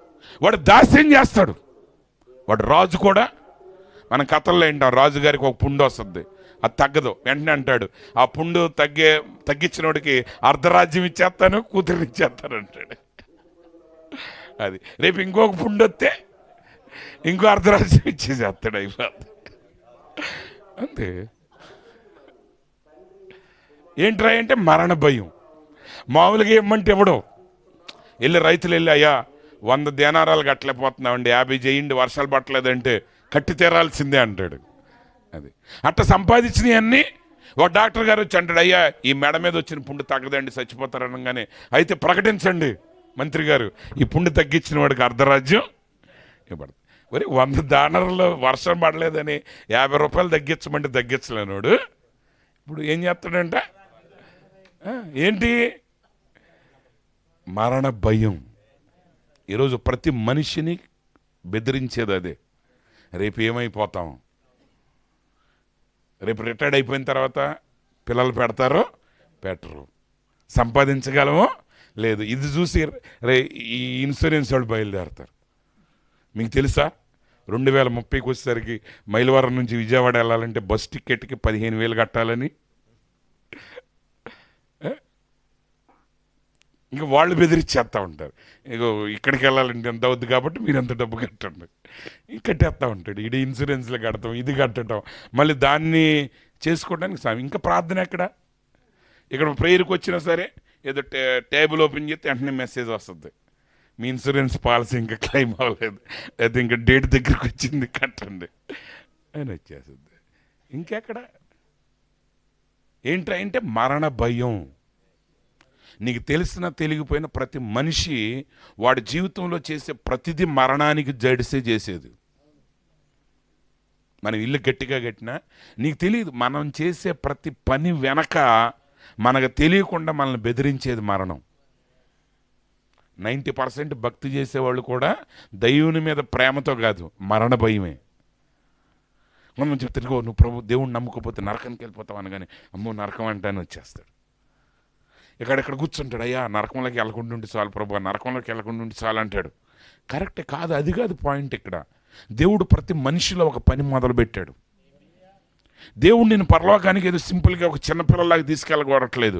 ఈ భూమి మీద ఉండగానే నీ జీవితం ద్వారా ఆయన ఒక కార్యాన్ని సాధించాలనుకున్నాడు. మీరేదో ఇక్కడికి వచ్చి ఆయన చెప్పే మాటలు విని వెళ్ళిపోవటం కాదు, లేకపోతే అయ్యగారు ఆయన ఏదో చెప్పి వెళ్ళిపోవటం కాదు. మీరు ఇక్కడికి వచ్చింది ఎందుకంటే మీకు దేవుడు ఇచ్చిన అసైన్మెంటు, అంటే దేవుడు మీకు ఇచ్చిన పనిని నెరవేర్చుకోవటానికి కావలసిన ఆ యొక్క ప్రత్యక్షత పొందడానికి మీరు వస్తున్నారు ఇక్కడికి. ఇప్పుడు మనిషి దేనికి దాసుడయ్యాడండి? దేనివల్ల దాసుడయ్యాడు? మరణ భయం. ఆ మరణ భయం ఎందుకు వచ్చిందంటే పైన చెప్తున్నాడు, ఆ ప్రకారమే మరణము యొక్క బలము కలిగిన వానిని, అనగా అపవాదిని మరణము ద్వారా నశింపజేయుటకు. అనగా మరణము యొక్క బలం ఎవరిలో ఉందంటే అపవాదిలో ఉంది. మరణానికి బలం ఎక్కడి నుంచి వచ్చింది? అపవాది అంటే నీ శత్రువు అని అర్థం. అంటే ఏ రోజైతే దేవుడు చెప్పిన పనిని ఆదాము చేయొద్దన్న పని చేశాడో అపవాది వచ్చి అన్నాడు, ఇదిగో వీడు చేయొద్దన్న పని చేశాడు కాబట్టి ఇప్పుడు వీడి మీద నాకు అధికారం వచ్చి ఉన్నది. ఇప్పుడు మీరు బైక్ మీద వెళ్తున్నారు, గవర్నమెంట్ రూల్స్ పెట్టింది, నువ్వు బైక్ మీద వెళ్ళేటప్పుడు సి బుక్ ఉండాలి, లైసెన్స్ ఉండాలి, హెల్మెట్ ఉండాలి, పొల్యూషన్ సర్టిఫికెట్ ఉండాలి. ఆ ఎస్ఐ గారిని ఆపాడు అనుకోండి, ఆ 4 నువ్వు చూపించావనుకో ఆయన నిన్ను వదిలేస్తాడు. ఆయన చూపించలేదానికి ఆయన అంటాడు బండి అక్కడ పడేసిపో అంటాడు. అది నీ బండి 20,000 బండి అయినా 20 లక్షల బండి అయినా ఆయనకు అనవసరం. దాన్ని తీసుకెళ్ళి తోసేసి అవతల పడేస్తారు. ఎందుకని అంత ధైర్యం వాళ్ళు ఎందుకు ఆపగలిగారంటే ఒక చట్టాన్ని నువ్వు మీరావు. ఇప్పుడు ఆ భయం వచ్చేసిన తరికి నువ్వు వాడికి ఎంత లంచం ఇవ్వటాకైనా సిద్ధపడతావు. ఇప్పుడు అపవాదికి మరణ భయం, అపవాదికి బలం ఎక్కడి నుంచి వచ్చిందంటే అపవాది బలం ఎక్కడి నుంచి తెచ్చుకున్నాడంటే పాపం ద్వారా తెచ్చాం, మనమే ఇచ్చాం. ఇప్పుడు మనం ఎలాగైతే పాపం ద్వారా అపవాదికి బలాన్ని ఇచ్చామో ఆ బలం కలిగిన వాడిని దేవుడు ఎలా జయించాడంటే మరణము ద్వారానే జయించాడు. ఇప్పుడు ఆయన మరణం మనకేం చూపిస్తుందంటే మరణ భయాన్ని తీసివేసింది. ఈరోజు నిజంగా మనం బ్రతికేటప్పుడు నిజంగా ఎప్పుడు బ్రతకటం మొదలు పెడతామంటే మరణ భయం నిజంగా మనలో నుంచి వెళ్ళిపోయిన రోజే నువ్వు బ్రతకటం మొదలుపెట్టినట్టు. ఈరోజు మరణానికి జడవటం దేవుని యొక్క చిత్తం కాదు. మనం మరణానికి జడవక్కర్లా, ఎందుకంటే మరణాన్ని మనకంటే ముందు ఆయన జయించాడు. ఆ ప్రత్యక్షత నీకు వచ్చిన రోజున, నువ్వు దేవునితో నడవటం మొదలుపెట్టిన రోజున నీలో ఒక దేవుడు ఒక కార్యాన్ని చేయటం మొదలు పెడుతున్నాడు. ఆ కార్యం ఏంటంటే నిన్ను ఆయన కుమారుడిగా కుమార్తెగా రూపించడం ప్రారంభిస్తున్నాడు. దేవుని కుమారుడు కుమార్తె అంటే సింగర్లో, గాస్పెల్ సింగర్లో, లేకపోతే గాస్పెల్ ప్రీచర్స్, ఎవాంజలిస్టులు కాదు. ప్రతి వృత్తిలో మీరు ఏ వృత్తిలో ఉన్నా ఆ వృత్తిలో ఒక దేవుని కుమారుడు ఎలా జీవిస్తాడో అలా నువ్వు జీవించటమే దేవుడు నీలో చేస్తున్న కార్యమై ఉన్నది. యేసుప్రభు వారు కూడా పరిచర్యకు రాకముందు ఆయన 30 సంవత్సరాలు వచ్చే వరకు వడ్రంగం పని చేశాడు. కానీ ఒక వడ్రంగం పని ఎలా చేశాడంటే ఒక పరిపూర్ణ మానవుడు ఒక పని ఎలా చేస్తాడు అలా నిజాయితీతో చేశాడు. ఈరోజు దేవుడు అది నీలో మొదలు పెడుతున్న కార్యం. ఈరోజు మనం ప్రతిదానికి భయపడే స్థితిలో ఉండకూడదు. ఈరోజు మనం భయం కలుగుతుందంటే ఇంకా ఆ బలం కలిగిన వాడిని మనం జయించలేదు, లేదా నిత్యత్వాన్ని ఇంకా నువ్వు గ్రహించలేదు, లేదా దేవుడు నీలో చేసిన కార్యాన్ని నీకు ఇంకా అర్థం కాలేదు. ప్రియమైన సహోదరి సహోదరులారా, ఇది చాలా లోతైన విషయం, మీరు ఇక్కడ చాలా జాగ్రత్తగా గమనించాలి. కయ్యూనుతో అంటాడు దేవుడు, కయ్యూను నువ్వెందుకు ముఖం చిన్నబుచ్చుకున్నావు? ఎందుకనగా ఆదాము చేసిన పాపం నుంచి, ఆదాము చేసే పాపం వేరు, మన పాపం వేరు. ఎందుకనగా ఆదాము పరిపూర్ణతలో ఉండి పాపంలో పడ్డాడు. ఆ పాపం వల్ల ఏమైందంటే ఆ పాపం మనకు సంక్రమించింది. మనం పాపం చేయకపోయినా, ఒకసారి ఒక డాక్టర్ గారు అడిగారు, ఒక 3 నెలల పిండంలో, అదే గర్భంలో ఉన్న 3 నెలలకి 4 నెలలకు కూడా కొన్నిసార్లు అబార్షన్లో జరుగుతాయి. ఇప్పుడు ఆ తల్లి గర్భంలో ఉన్న 4 నెలల పిండం ఏం పాపం చేసింది? అసలు ఎక్కడికి వెళ్ళొద్ది? నరకానికి వెళ్ళొద్దా, లేకపోతే పరలోకానికి వెళ్ళొద్దా? అయినా మరణించేంత పాపం ఆ అమ్మాయి ఆ పిండం ఏమి చేసిందని అడిగారు. ఏం చెప్తుంది దానికి? ఆ పిల్లకి ఆ పిండం మీదకి వచ్చిన పాపం ఏంటంటే అది ఆమె పాపం కాదు, ఆదాము పాపం. ఆదాం పాపం ప్రతివాడి మీదకి వచ్చేది, మనందరినీ ఏలేది, మనందరిని బెదిరించేది ఆదాం పాపం. ఎందుకంటే ఆదాము ద్వారా మరణం సంక్రమించింది. అది ఇన్హెరిటెడ్, స్వాస్థ్యం. మీ తల్లిదండ్రులు, మీ తాతలు సంపాదించిన ఆస్తి మీ తల్లిదండ్రులు కలిపివ్వచ్చు, లేకపోతే అమ్మేసేయచ్చు. కానీ ఆదాం తెచ్చింది మాత్రం అది ఎవడే తీట్ల, అది సక్రమిస్తేనే అది పారంపర్యంగా వెళ్ళిపోతుంది. ఇప్పుడు ఆ మరణాన్ని ఎలా జయించాలి? దానికంటే ముందు ఇక్కడ కయీను దగ్గరికి వచ్చినప్పుడు కయీనుతో దేవుడు ఏమంటున్నాడంటే, కయీను, నువ్వు ఎందుకు ముఖాన్ని చిన్నబుచ్చుకున్నావు? నువ్వు సత్క్రియ చేసిన ఎడల తలనెత్తుకొనవా? అంటే ఇప్పుడు వాడు ముఖం ఎత్తబడాలి అంటే ధైర్యంగా వాడు తిరగాలి అంటే వాడు ఏం చేయాలి? సత్క్రియ చేయాలి, మంచి క్రియ చేయాలి. మంచి క్రియ అంటే వస్త్రదానం, భూదానం, గోదానం ఇవి కాదు. సత్క్రియ అంటే దేవునిని అంగీకరించటమే నిజమైన సత్క్రియ. అద్వితీయ సత్యదేవుడైన యేసుని ఎరుగుటయే నిత్య జీవమై ఉన్నది. వాడు నిజంగా వాడి ముఖాన్ని ఎత్తుకోవాలంటే వాడు నేరుగా ఆయన దగ్గరికి వచ్చాయా, నేను సర్ప సంతానాన్ని, నా జన్మకి నాకేమి తెలియకుండానే వెనక జరిగిపోయింది, ఏదో జరిగిపోయింది, కానీ నన్ను రక్షించేవాడు నువ్వే అని వాడు కానీ ఒకవేళ మారు మనసు పొంది ఉంటే వాడు ముఖాన్ని ఎత్తుకునేవాడు. కానీ వాడు సత్క్రియ చేయలా. హేబేలు రక్తం ద్వారా దేవుని సమీపించాడు, కానీ వీడు ఎలా సమీపించాడంటే హేబేలు యొక్క రక్తం ద్వారా పరిశుద్ధుడు అవ్వాలనుకున్నాడు, గొర్రెపిల్ల ద్వారా కాదు. ఈరోజు చాలామంది భక్తిలో దేవుని దగ్గరికి వెళ్ళటానికంటే ముందే భక్తుల్ని హింసించడం ద్వారా వారు నీతిమంతులు అవ్వాలనుకుంటున్నారు. సరే, అంత లోతైన విషయం ఇప్పుడు నాకు అంశం కాదు. కానీ ఆయన అంటున్నాడు, నువ్వు సత్క్రియ చేస్తే నువ్వే తలనెత్తుకొనవా? సత్క్రియ చేయని ఎడల వాకిట పాపము పొంచి ఉండును. పాపం రెడీగా ఉంది, అది పొంచి చూస్తుంది. కానీ ఆ పొంచి చూసే పాపం నీ మీద పడకుండా ఉండాలంటే, నువ్వు తల ఎత్తుకోవాలంటే నువ్వు సత్క్రియ చేయాలి. ఆ సత్క్రియ చేస్తే ఆ పాపం నుంచి నువ్వు తప్పించబడతావు. వాడికి అవకాశం ఇచ్చాడు దేవుడు. వాడు మారడు అనుకోండి, మారినా మారకపోయినా ప్రతివాడు ఎరడలో ఆయన ద్వారాన్ని తెరిచుంచుతాడు. వెళ్తాడో వెళ్ళడని తర్వాత సంగతి. చాలామంది కయ్యను అనగానే సర్ప సంతానం అని చెప్పి అక్కడితో మొత్తం వదిలేస్తారు స్టోరీ. అక్కడ మిగిలింది దేవుడు మాట్లాడే విషయాల మీద దృష్టి పెట్టరు. వచ్చిన ప్రాబ్లం ఇది. దేవుడు చెప్తున్నాడు ఆయనకి, పాపం పొంచుంది నీ వాకిట. అది అది అది తప్పించుకోవాలంటే నువ్వేం చేయాలి? సత్క్రియ చేయాలి. లేకపోతే నీ ఎడల దానికి వాంఛ కలుగును. ఆ పాపానికి ఏం కలుగుతుందంటే వాంఛ కలుగుద్ది. నీవు దానిని ఏలుదువు. అంటే యాక్చువల్గా తెలుగులో ఏలుదువు అని ఉంది, ఇంగ్లీష్లో హిబ్రీ లాంగ్వేజ్లో ఏముందంటే ఏలవలెను. పాపాన్ని నువ్వు ఏలాలి. ఏలకపోతే అది ఏమవుద్ది? నిన్ను ఏలుద్ది. కొన్నిసార్లు ఓనర్ ఎవడో సర్వెంట్ ఎవడో తెలియదు. కొన్ని ఇళ్ళకి వెళ్తే ఆడు సర్వెంటే ఓనర్ లాగా అరుతాడు ఓనర్ మీద.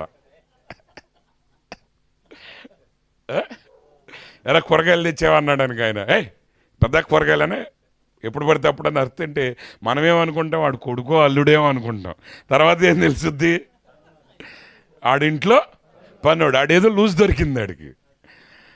అప్పుడు లూజ్ దొరికితే ఏముంది, పనోడే వానర్లాగా వెళ్తాడు. వానర్ గారు వానర్ లాగా ఉంటే సర్వెంట్ లాగా ఉంటాడు. ఉండకపోతే ఏమవుద్ది, ఆడే సర్వెంట్ అవుతాడు. మేస్త్రి గారు కానీ గట్టిగా ఉన్నాడు అనుకో, ఆయన దగ్గర ఉన్న వాళ్ళందరూ జడిసి చేస్తారు. లేదు మేస్త్రి గారు మెత్తకున్నారనుకో, ఆయనతో రెప్పిస్తారు పనులన్నీ. మేస్త్రి గారు ఆ క్లాత్ అందుకోండి, మేస్త్రి గారు ఆయన ఇచ్చినా ఎక్కడ అందించండి అంటారు. మేస్త్రి గారు సరైన వాడైతే ఆయన కూర్చుని చేపిస్తాడు. తేడా వస్తే పని వాళ్ళందరూ కూర్చుని ఎక్కడైనా అంతే. సరైన నిలబడాల్సిన నిలబడకపోతే ప్లేట్ తలకిందులు అవుద్ది. కయ్యంతో అదే చెప్పాడు దేవుడు, ఆల్రెడీ పాపం నీ వాకిట పొంచుంది. ఎందుకంటే ఆల్రెడీ ఆదాము అవ్వ క్రియ ద్వారా పాపం వాళ్ళ మీదకి వచ్చింది. కానీ కయ్యను దగ్గర నుంచి ఏబేల్ దగ్గర నుంచి ఎవడు రావక్కర్లా, ఆల్రెడీ అది సిద్ధమైపోయి రెడీగా కాసుకుని ఉంది. ప్రతి మనిషికి మరణం కాసుకుంది.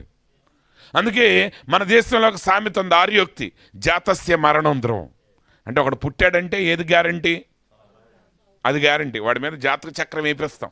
అమ్మా మీ వాడు మహర్జాతకుడు అవుతాడు, ఏళ్తాడు, పొలాలు సంపాదిస్తాడు అని మొత్తం వేస్తాడు. ఇవన్నిట్లో ఎన్ని నిజమవుతాయో ఎన్ని నిజమో ఎవడకు తెలియదు, కానీ ఒకటి మాత్రం నిజం. అది దానికి ఏ జాతకం వేయక్కర్లా, ఏ గ్రహాలు వేయక్కర్లా, ఏ గడిలు చూడక్కర్లా. ఒకడు పుట్టాడా, ఓకే, పుట్టిన పేరు అన్నావు కదా, ఒక రోజు ఉంటుంది వాడు చనిపోయావనే వార్త కూడా వింటాం. అది మాత్రం గ్యారంటీ. ఇప్పుడు ఇన్హెరిటెడ్ సిన్ అనేది రెడీగా ఉంది మన అందరి మీద. యాక్చువల్గా మీరందరూ చేసే ప్రతిదీ ఒక వ్యక్తి, మీరందరంటే మీరు చేస్తున్నారని కాదు ఇక్కడ నా ఉద్దేశం, కానీ ఒక వ్యక్తి పొరపాటు చేస్తున్నాడు, పాపం చేస్తున్నాడు, వాక్యానికి వ్యతిరేకంగా ప్రవర్తిస్తున్నాడు అంటే దానికి కారణం ఏంటంటే ఆల్రెడీ ఆ పాపం వాడిని వేలటానికి సిద్ధంగా ఉంది, వాడిని ఆక్రమించడానికి అది సిద్ధంగా ఉంది, వాడి జీవితాన్ని నడిపించడానికి అది సిద్ధంగా ఉంది. అందుకని అబద్ధాలు నువ్వు పిల్లలకి నేర్పించక్కర్లా. ఎదురు తిరగటం గురించి, తల్లిదండ్రులకు ఎదురు తిరగటం గురించి ఎవడో నేర్పించక్కర్లా. తల్లిదండ్రులకు తెలియకుండా సిగరెట్లు అలా తాగాలనేది ఎవడికి నేర్పించక్కర్లా. అది కొంతమంది మీద చెడ్డ రాసేస్తారు రాతలు, అది ఎవడో నేర్పించకుండానే రాస్తారు జనాలు. కానీ ఒక లీవ్ లెటర్ రాయాలంటే ఎవడికి రాదు. కొంతమంది ఉద్యోగాలు చేసే వాళ్ళకి కూడా రాదు, వేరే వాళ్ళతో రాపిస్తారు. మరి మిగతాదంతా 100 తిట్లు తిడతాడు, 100 మంది మీద ఇష్టం వచ్చినట్టు కాగితాలు రాస్తాడు. మరి ఆ లీవ్ లెటర్ ఎందుకు రాసుకోడంటే ఇది మంచి పని, ఇది ఎవడో నేర్పించాలి. కానీ చెడ్డ పని ఎవడో నేర్పించక్కర్లా. ఒకరిని తిట్టడానికి ఎవడో నేర్పించక్కర్లా. డాక్టర్ కోర్సు ఉంది కానీ రౌడీల కోర్సు ఉందా? లేదు. వాళ్ళకి ఏ కోర్సు లేకపోయినా వాళ్ళు చంపేస్తున్నారు. కానీ డాక్టర్ గారు మాత్రం, మొన్న ఒక డాక్టర్ గారిని అడిగాను, అమ్మ మీరు ఎందుకు ఆపరేషన్ చేయట్లేదంటే, ఎంబీబీఎస్ చేశారు కంటే ఇంకో కోర్సు ఉంది అంకుల్, అది చేస్తే కానీ నేను ఆపరేషన్ చేయకూడదు. మరి ఏమి లేకుండా కొంతమంది చంపేసి ముక్కలు ముక్కలు చేసేసి గోనుల్లో పెట్టేసి పంపించేస్తున్నారు. మరి అదేంటంటే అది పాపం. దానికి ఏ కోర్సు అక్కర్లా. ఒక పిల్లోడు పుట్టగానే, ఒక అమ్మాయి పుట్టగానే అది రెడీగా ఉంటుంది ఎంటర్ అవటానికి, వాడి జీవితాన్ని ప్రభావితం చేయడానికి అది ఎప్పుడూ సిద్ధంగా ఉంటుంది. కానీ నువ్వు దాన్ని ఏలాలి. దాన్ని నువ్వు ఎప్పుడు ఏళ్తావు అంటే నువ్వు సత్క్రియ చేసినప్పుడు నువ్వు ఏళ్తావు. ఆ సత్క్రియ ఏంటంటే యేసుక్రీస్తుని అంగీకరించుటయే సత్క్రియ. ఎందుకంటే మరణం ఎలా వచ్చింది? నీ ద్వారా రాలా. చాలా జాగ్రత్త గుర్తుపెట్టుకోండి. దీవెనమ్మ గారి ద్వారా మరణం రాలా. మరణం అనేది ఆమె మరణించడానికి కారణం ఆమె కాదు, అది ఆదాము వల్ల వచ్చింది. మరి జీవం ఎలా వస్తుందంటే మరణం ఒక మనిషి ద్వారా ఎలా వచ్చిందో జీవం కూడా మరొక మనిషి ద్వారా వస్తుంది. అదే ఈ క్రైస్తవ్యం. క్రైస్తవ్యం యొక్క సారాంశమే అది. అదేంటంటే నువ్వు కాదురా బాబు, నీలో ఒకడు ఒక కార్యాన్ని మొదలుపెట్టాడు. ఇప్పుడు మీ ఇక్కడున్న వాళ్ళందరిలో ఒక్కొక్క వయసులో నుంచి వస్తున్నారు ప్రార్థనకి. మేబీ శాంతన్న ఒక 25 ఏళ్ళ నుంచి రావచ్చు, జీవన్ గారు ఒక 20 ఏళ్ళ నుంచి రావచ్చు, ఇంకొక ఆమె 10 సంవత్సరాల నుంచి రావచ్చు, ఇంకొక వ్యక్తి 20 సంవత్సరాల నుంచి రావచ్చు, ఇంకొకటి 12 సంవత్సరాల నుంచి రావచ్చు, ఇంకోటి 5 నెలల నుంచి రావచ్చు. మీరు ఎప్పుడైతే ఇక్కడికి రావటం మొదలుపెట్టారో మీరు ఎలా వచ్చారంటే ఆయన మీలో ఒక పని మొదలుపెట్టాడు కాబట్టి మీరు వచ్చారు. ఆయన మిమ్మల్ని పిలిచాడు. ఆయన మీ హృదయంలో ఆ ప్రేరేపణ ఇచ్చాడు. అంటే ఆ ప్రేరేపణ ఇచ్చాడంటే ఏం చేశాడు? మరణించిన నీ హృదయంలో ఆయన వాక్యం ద్వారా ఒక కార్యాన్ని మొదలుపెట్టాడు. ఆ మొదలుపెట్టిన కార్యం ప్రారంభం నుండి ముగింపు వరకే నువ్వు ఎప్పుడు తెలుసుకుంటావంటే నీ హృదయం నిత్యత్వం మీద ఉన్నప్పుడు. హృదయం నుంచి ఆలోచించాలి, మైండ్ నుంచి కాదు. ఈరోజు మనిషి అంతా ఎనలిటికల్గా ఆలోచిస్తున్నాడు. ఎనలిటికల్ అంటే తర్కయుక్తంగా. ఓకే, మనం 500 పెడితే వాళ్ళు ఎంత ఇస్తారు? 600 ఇస్తారు. ఒక 500 పెడితే వాడు పెట్టడు అనుకుంటా, పెట్టకపోయినా పర్లేదు. వాడి ఇంటికి వెళ్తే ఎమ్మెల్యే గారు, పిఏ గారు వస్తాడు ఆయన దగ్గరికి. వాడితో మాట్లాడితే రేపు అతని ద్వారా ఇంకొక, అంటే మనదంతా ఎక్కడికక్కడ బ్యాలెన్స్ షీట్ అనమాట. మనం ఈ పని చేద్దాం, దీనివల్ల ఈ లాభం వస్తుంది. ఈయన్ని పిలిస్తే ఇది వస్తుంది, ఆయన్ని పిలిస్తే అది వస్తుంది. ఇప్పుడు జయకుమార్ గారిని పిలిచామనుకో, ఆయన వీడియో కెమెరా తీసుకొస్తాడు. Okay, very good. ఇంకొక ఆయన పిలిచామనుకో, ప్రసంగం చెప్తాడు కానీ వీడియో కెమెరా ఆయన వెనకాల రాదు. అంటే ఓకే, అంటే ఇప్పుడు అడ్వర్టైజ్మెంట్ కోణంలో ఏమవుతున్నాడు? ఆయన వీక్ అవుతున్నాడు. ఇప్పుడు యేసు ప్రభు ఎవరు లేకపోయినా ఆ సమరయ స్త్రీతో మాట్లాడేస్తాడు. అమ్మ ఆగు తల్లి, మా వాళ్ళందరూ వెళ్ళారు, వీడియోగ్రాఫర్ లేడు, ఇక్కడ లైవ్ ఇచ్చేవాడు ఆడన్నా ఆకలి అవుతుందంటే అందరు కట్టకట్టుకుని పోయారు తల్లి, వెయిట్ చెయ్యి అని అన్నాడు ఆయన. పేతురు వచ్చావా, రెడీనా? ఓకే, హల్లెలూయా. ఆమె కెమెరా తిరగగానే చేతులు కింద పడిపోతాయి ఒక్కొక్కరికి. ఏంట్రా అంటే ఎనలిటికల్ బ్రెయిన్ ఇదంతా. ఎనలిటికల్ బ్రెయిన్ అంతే. ఏది చేసినా, భక్తి చేసినా, బైబిల్ చదివినా, లోకం సంగతి నేను మాట్లాడతలేదులేండి. ఇక్కడ కొంతమంది ఉంటారు, పని చేసి అంతసేపు రారు. ఎవడో ఒక 4-5 పాపం వాళ్ళు లుంగీలు కట్టుకుని బురదంతా చేసుకుని చేసేస్తే మొత్తం అయిన తర్వాత అప్పుడు లాస్ట్లో అయ్యగారు కారు దిగే టయానికి అప్పుడు మట్టిలో నుంచి పరిగెత్తుకుంటూ వస్తాడు. అక్కడ ఈయనేమనుకుంటాడు, అబ్బో బెదరం. అప్పుడు దాకా పని చేసినోడేం బట్టలు వేసుకుని కూర్చుంటే ఈడేమో మట్టిలో నుంచి వస్తుంటే ఈయనేమనుకుంటాడు, ఈ బెదరొక్కడే కష్టపడుతున్నాడు. ఏంట్రా అంటే అంతా మనసుతో నిండిపోయారు. ఏది లాభం, నాకేంటి లాభం, ఏది చేసినా నాకేంటి లాభం, నేను ఎంత ఘనత వస్తుంది ఏంటి. అక్కడే నిత్యత్వాన్ని మీరు ఎంటైర్గా కోల్పోతున్నారు. ఎందుకంటే నిత్యత్వం నీ బ్రెయిన్లో లేదు, నిత్యత్వం నీ హృదయంలో ఉంది. అందుకే ప్రవక్త అంటాడు, సాతానుడు నీ మనస్సుని స్వాధీనపరచుకోవాలనుకుంటున్నాడు, కానీ దేవుడు నీ హృదయాన్ని స్వాధీనపరచుకోవాలనుకుంటున్నాడు. ఎందుకంటే హృదయంలో నిత్యత్వం దాగుంది. నువ్వేం చేసినా నువ్వు నీ యొక్క హృదయం ద్వారా నడిపించబడాలి. నువ్వు నీ జ్ఞానం ద్వారా కాదు, లాభ నష్టాలు కాదు. యేసుప్రభు అన్నారు, మీ అందరూ తెలిసాయా, ఎవడు ఎక్కువగా పెడతాడు అని మీరు పిలుస్తారు, మళ్ళీ మిమ్మల్ని పిలవగలిగిన వాడికి ఎక్కువ పెడతారు. ఇప్పుడు ఒకే చోట 2 పెళ్ళికి వెళ్ళాల్సి వచ్చింది అనుకోండి, ఈరోజు రేపు ఒకేసారి ఒకే రకమైన గిఫ్ట్లు కొనరు. మీరు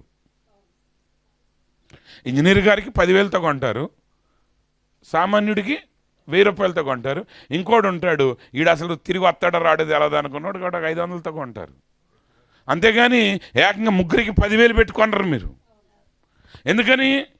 అక్కడ లెక్కలు ఉన్నాయి. యేసుప్రభు అన్నాడు, నిన్ను తిరిగి భోజనం పెట్టలేని వాడికి పిలిచి వాడికి భోజనం పెట్టు. వాడు పెట్టలేడు కాబట్టి పరలోకమందున్న నేను నిన్ను పిలిచి నేను అప్పుడు భోజనం పెడతాను. అంటే నువ్వు దైవత్వాన్ని గుర్తుపెట్టి చేయాలి. ఇప్పుడు భక్తిలోకి వచ్చాక కూడా అనలిటికల్ మైండ్ వాడితే దేనికి? ఇది యేసుప్రభు అనలిటికల్ మైండ్ లేకేనా? ఆయన ఉంటే, లేకపోతే డైరెక్ట్గా వెళ్ళి హేరోది రాజ్యంలో పనిచేసేవాళ్ళు పిలిచేవాడు. చేపలు బట్టి ఆయన ఎందుకు పిలిచేవాడు? లేకపోతే ఆ సహోదరుని, అమ్మ మరి ఇప్పుడు కాదు, సెంటర్కి వెళ్దాం, ఊళ్ళోకి వెళ్ళిన తర్వాత అక్కడ మాట్లాడదాం అందరు వినేటట్టుగా అని అందరి ముందు ప్రసంగం చేయలేదు ఆమెకి. లేకపోతే ఆయన యాయిరు కుమార్తెను లేపిన తర్వాత, యాయిరు రేపు నుంచి వెనకాలరా, ప్రతి ఊరికి వెళ్ళి అమ్మ జాష గారు వచ్చి వాక్యం చెప్తారంటే ముందు బ్రదర్, ఇక్కడ సహోదరుడు ఉన్నాడు సజీవ సాక్షి చెప్తాడన్నాడు, బెదరేసి లేపి ఆడు వచ్చేవారు. ఇట్లా జాషా గారు వచ్చారు, మా ఇంట్లో అమ్మాయి చనిపోతే ప్రార్థన చేశారు, బ్రతికింది మా అమ్మాయి అని సర్టిఫికెట్లు అన్నీ చూపించేసి కూర్చో అక్కడ. మళ్ళీ అక్కడికి వెళ్తే నా వెనకాల ఆయన యేసుప్రభు అన్నాడు, ఎవరికి చెప్పొద్దు, వెళ్ళిపోయాడా. ఎందుకంటే ఆయన హృదయంతో పనిచేశాడు, ఆయన నిత్యత్వాన్ని దృష్టిలో పెట్టుకుని పనిచేశాడు. ఆయన ఈ లోకానికి వచ్చినప్పుడు లోకానుసారంగా జీవించలేదు, కానీ వాక్యం నిత్యత్వంలో ఆయన ఇక్కడ ఏ పని చెయ్యాలని, ఆ కాలములో ఏ కాలములో దాని పని చేయాలని ఎంతవరకు నిర్ణయించాడో అంతవరకు మాత్రమే జాగ్రత్తగా పనిచేసి వెళ్ళిపోయాడు. ఆయన దేవాలయానికి కానీ ఎన్నోసార్లు వెళ్ళాడు, కానీ శృంగారం అనే ద్వారం గుండా వెళ్ళలేదు. ఎందుకంటే అది పేతురు కోసం రాసి పెట్టాడని నిత్యత్వంలో ఆయనకి తెలుసు. మనం ఏం చేస్తాం? ఇప్పుడు మీ నాన్నగారు చిన్నోడికి ఏదన్నా పొలం రాద్దామని అనుకున్నాడు అనుకో, అది పెద్దోడు దిగుతాడు, నాన్న మరి నాకు ఇక్కడ ఒక చిన్న అవసరం వచ్చింది అంటే ఖచ్చితంగా ఆ భూమికి దగ్గరలో ఇటు ప్లాన్లన్నీ చెప్తూ ఉంటాడు వాళ్ళ నాన్నకి. ఎందుకంటే ప్లాన్ లీక్ అయింది. ఇప్పుడు ఇది చెప్పకపోతే ఈ స్థలం ఎవరికి వెళ్ళొద్ది? చిన్నోడికి వెళ్ళొద్దు. కాబట్టి ఇప్పుడు ఈడేం చెప్తాడు, ఇక్కడ నాకు పెద్ద పని పడింది, 1,00,000 వచ్చేస్తాయి, లేకపోతే నా ప్రాణం పోయే అభాయం వచ్చేసింది అనగానే అప్పుడు తండ్రి అరే అది చిన్నోడికి ఇద్దాం అనుకున్నాం కదా. ఇక ఆయన మనసు మారి కరిగి జావయ్యేదాకా ఈడు చెప్తా ఉంటాడు. యేసుప్రభు తెలుసు ఆయనకి, కానీ వెళ్ళలేదు. ఎందుకంటే అది మరొక కాలానికి దాచిపెట్టాడు ఆయన. దానియేలు గారు అడిగారు, అయ్యా ఆ కాలం యొక్క దర్శనం అంటే, దానియేలు నీ సమయం ముగించుకుని నువ్వు వెళ్ళు, నీకు బోల్డని పనులు అప్పచెప్పాను కదా, ఎన్ని చేసుకుంటే వెళ్తున్నావు కదా, ఇవన్నీ కాకుండా ఎవరిది కావాలంటే వీళ్ళది కావాలంట. అది ఇప్పుడు ఎంటైం వాళ్ళు కూడా నేర్చుకోవాల్సింది ఏంటంటే పక్కోడి జీవితంలో తొంగి చూస్తాం కాదు, నీ హృదయంలో తొంగి చూసుకుని నీ జీవితం ఎట్లా సాగుతుందో, నీ జీవితంలో దేవుడు ఎలా క్రియ చేస్తున్నాడో, ఆయన పరిపూర్ణ మానవుని స్వరూపం నీలో కడుతున్నాడో లేదో నువ్వు చెక్ చేసుకోవాల్సిన బాధ్యత నీది. అది వదిలిపెట్టి నువ్వు ఎక్కడెక్కడో తిరిగితే ప్రయోజనం లేదు. కాబట్టి ఆ ఇన్హెరిటెడ్ సిన్ అనేది ఎలా వచ్చిందో రక్షణ కూడా అలా వారసత్వంగానే వస్తుంది మనకి. హల్లెలూయా. ఆదాము ద్వారా పాపం వచ్చింది, మరణం వచ్చింది. అందుకే 1 కొరింథీయులకు రాసిన పత్రిక 15వ అధ్యాయం 29వ వచనంలో చెప్తున్నాడు ఆయన. 21వ వచనం 20వ వచనం చదువుదాం. ఇప్పుడైతే నిద్రించిన వారిలో ప్రథమ ఫలముగా క్రీస్తు మృతులలో నుండి లేపబడి ఉన్నాడు. మనుషుని ద్వారా మరణము వచ్చెను గనుక మనుషుని ద్వారానే మృతుల పునరుద్ధానమును కలిగెను. ఆదామునందు అందరూ ఎలాగూ మృతి పొందుచున్నారో అలాగుననే క్రీస్తునందు అందరూ బ్రతికింపబడుదురు. మరణం అనేది మనిషి ద్వారా వచ్చింది, జీవం అనేది కూడా మనిషి ద్వారానే వచ్చింది. అందుకే యేసుక్రీస్తు దేవుడై ఉండియో ఆయన మనిషిగా మారాడు. ఆయన రక్షణ ఒక మనిషిగా తెచ్చాడు, గుర్తుపెట్టుకోండి. మళ్ళీ ఇక్కడ మొదలు పెడితే చాలా కాలం అయిపోద్ది, కానీ ఇక్కడతో నేను చాలా జాగ్రత్తగా గమనించాను. ఒక మనిషిగా ఆయన రక్షించాడు నిన్ను. ఆదాము ద్వారా మరణం అనేది ఎలా సంప్రాప్తించిందో, అందరూ చచ్చారు ఆదాము ద్వారా, క్రీస్తునందు అందరూ బ్రతికించబడుతున్నారు. ఆదాము ద్వారా ఆ వచ్చిన పాపం అనేది నిన్ను ఎలా వెంబడిస్తూ ఉందో ఈ సువార్త కూడా నిన్ను వెంబడిస్తూ ఉంది. అందునిమిత్తం ఈరోజు వాక్యం ప్రకటించేది. చాలామంది అంటారు మత ప్రచారం చేస్తున్నారు, బలవంతపరుస్తున్నారు. ఈవెన్ క్రైస్తవులు కూడా అయ్యా ప్రార్థనకు రండి అంటే అందరికి కోపాలు వస్తున్నాయి. కానీ ఎందుకు పిలుస్తున్నామంటే ప్రతి వ్యక్తిని ప్రోత్సహించేది. ఎందుకంటే ఒక్కొక్క సేవకుడు ఆ క్రీస్తునందున్న ఆ జీవాన్ని నువ్వు పొందుకోవటానికి, ఆ మరణ భయాన్ని నువ్వు జయించాలంటే మరణమును జయించిన యేసుక్రీస్తులోనికి నువ్వు రావాలి. కాబట్టి ఇక్కడ అదే అధ్యాయం చివరిలోకి వచ్చినప్పుడు ఆయన ఒక మాట చెప్తున్నాడు, జాగ్రత్తగా చూడండి. 48వ వచనం, మంటి నుండి పుట్టిన వాడిట్టువాడు. 47 నుంచి చదువుతాను చూడండి. మొదటి మనుషుడు భూ సంబంధి అయి మంటి నుండి పుట్టినవాడు, రెండవ మనుష్యుడు పరలోకము నుండి వచ్చినవాడు. ఆదాము ఎవరంటే మట్టిలో నుండి తీయబడ్డాడు. రెండవ మానవుడు ఎవరంటే యేసుక్రీస్తు, ఆయన పరలోకము నుండి మట్టిలోనికి వచ్చాడు. మొదటి మానవుణ్ణి మట్టిలో నుంచి పరలోకానికి తీసుకెళ్లాలని దేవుని యొక్క తలంపై ఉన్నది. కానీ ఆదాము అందులో విఫలమయ్యాడు. కాబట్టి ఇప్పుడు పరలోకమందున్న దేవుడే రెండవ మానవుడిగా మట్టిలోనికి వచ్చాడు. కాబట్టి మట్టిలో నుండి పుట్టినవాడు మట్టి అయితే పరలోకం నుండి వచ్చినవాడు పరలోకమై ఉన్నాడు. కాబట్టి యేసుక్రీస్తు ఈ భూమి మీద నడుస్తూ ఉన్నప్పుడు భూమి మీద నడిచేది పరలోకం, కానీ మట్టిలో దాగి ఉంది. యేసుక్రీస్తు నడుస్తున్నప్పుడు పరలోకం ఎక్కడుందండి? ఆయనలో ఉన్నది. ఈరోజు నిత్య జీవం ఎక్కడున్నదంటే అది నీలోనే ఉన్నది. నువ్వు ఎప్పుడైతే యేసు క్రీస్తులో ఉన్నావో, నువ్వు కలిగి ఉన్నది ఏది ఆయన లేకుండా కలగలేదనేది ఎలా రాయబడి ఉందో, నువ్వు ఏది పొందుకోవాలన్నా అది నీలో ఉంటేనే తప్ప నువ్వు దాన్ని పొందుకోలేవు. అందునిమిత్తమే మనం ప్రపంచాన్ని చదవటం మాని మన గురించి మనం తెలుసుకోవటం మంచిది. ఎందుకంటే హృదయం అన్నిటికంటే ఘోరమైన వ్యాధి కలిగింది. దాన్ని తెలుసుకునే వారు కొద్దిమంది. అది అసాధ్యం అసలు. కానీ నిజానికి దేవుడు హృదయంలో వ్యాధిని పెట్టలేదు, హృదయంలో నిత్యత్వాన్ని పెట్టాడు. కానీ మొదటి మానవుడి పాపాన్ని బట్టి హృదయం ఘోరమైన వ్యాధి కలిగింది. కానీ ఇప్పుడు ఆ ఘోరమైన వ్యాధిలో నుంచి నిత్యత్వం కలిగిన హృదయం నీకు ఎలా వస్తుంది? ఆయన తర్వాత చెప్తున్నాడు చూడండి, మంటి నుండి పుట్టినవాడు ఎట్టివాడో మంటి నుండి పుట్టినవారును అట్టివారే, పరలోక సంబంధి ఎట్టివాడో పరలోక సంబంధులను అట్టివారే. మరియు మనము మంటి నుండి పుట్టిన వాని పోలికను ధరించిన ప్రకారము పరలోక సంబంధి పోలికయు ధరింతుము. ఎస్, మనం మట్టిలో నుండి వచ్చాం. అందుకే ఆదాము యొక్క ఆ పాపం మనల్ని ఏలుతుంది, మానవుణ్ణి.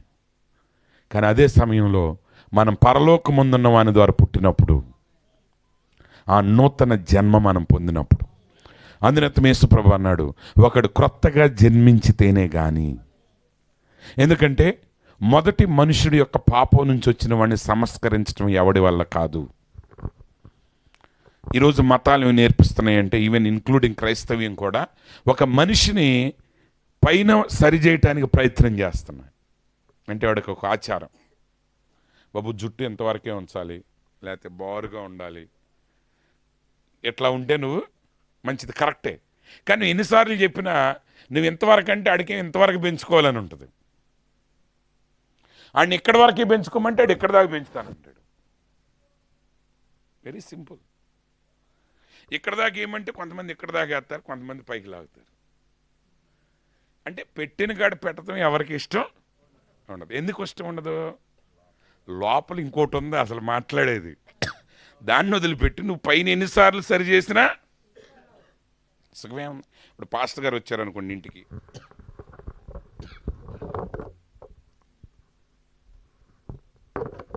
అందరూ బిగబట్టుకుని కూర్చుంటారు. పాస్టర్ గారు వందనాలండి, ప్రభు కారకు ఎదురు చూసాలండి, మనం నిత్య జీవం కలిగి ఉండాలండి, మా ఆశ అంతా ప్రభు సన్నిధిలో ఉండాలనేనండి. అమ్మ మరి రేపు శుక్రవారం ప్రార్థన అంటే రావాలని ఉంది, కానీ మా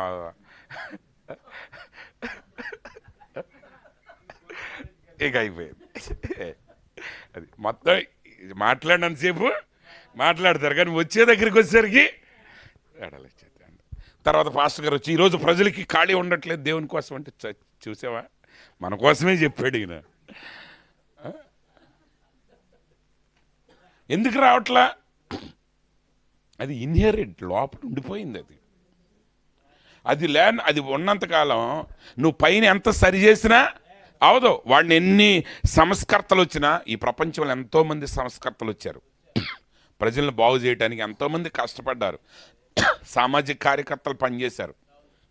కానీ ఎవడన్నా మార్చాడు? ఎవరినైనా మార్చలేరు. ఎందుకంటే వాళ్ళు కష్టపడిన రోజులు ఉంటారు, వాళ్ళు బయటికి వెళ్ళిపోగానే ఇళ్ళు మళ్ళీ మామూలు అయిపోతారు.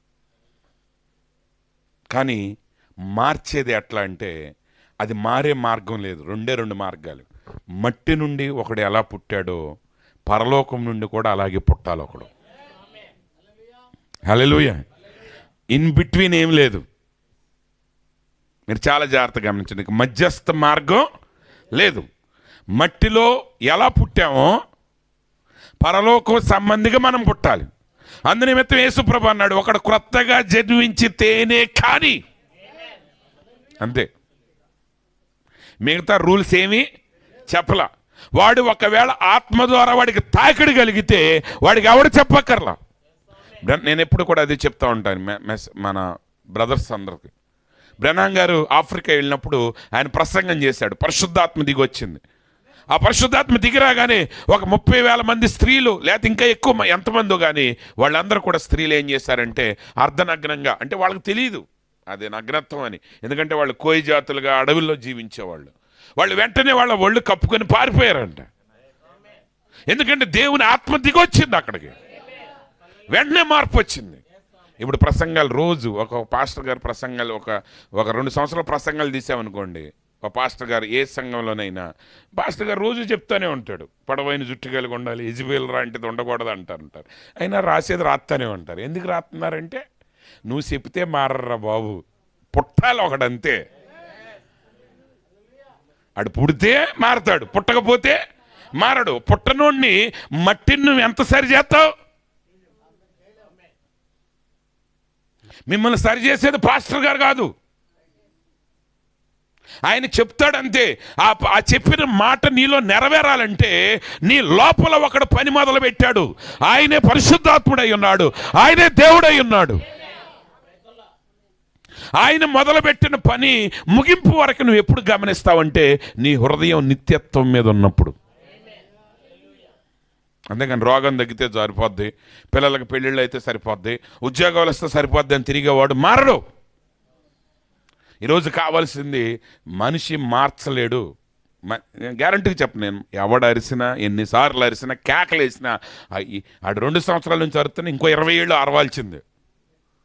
లిప్స్టిక్ పెట్టొద్దు అంటానే ఉంటాడు, అవసరమైతే ఆయన కూడా పెట్టుకుంటాడు లాస్ట్కి వచ్చారు అంతే. పెట్టుకుని కూడా అరుతాడు, ఈరోజు దుర్మార్గులు లిప్స్టిక్ వేసుకుంటున్నారు అంటారు.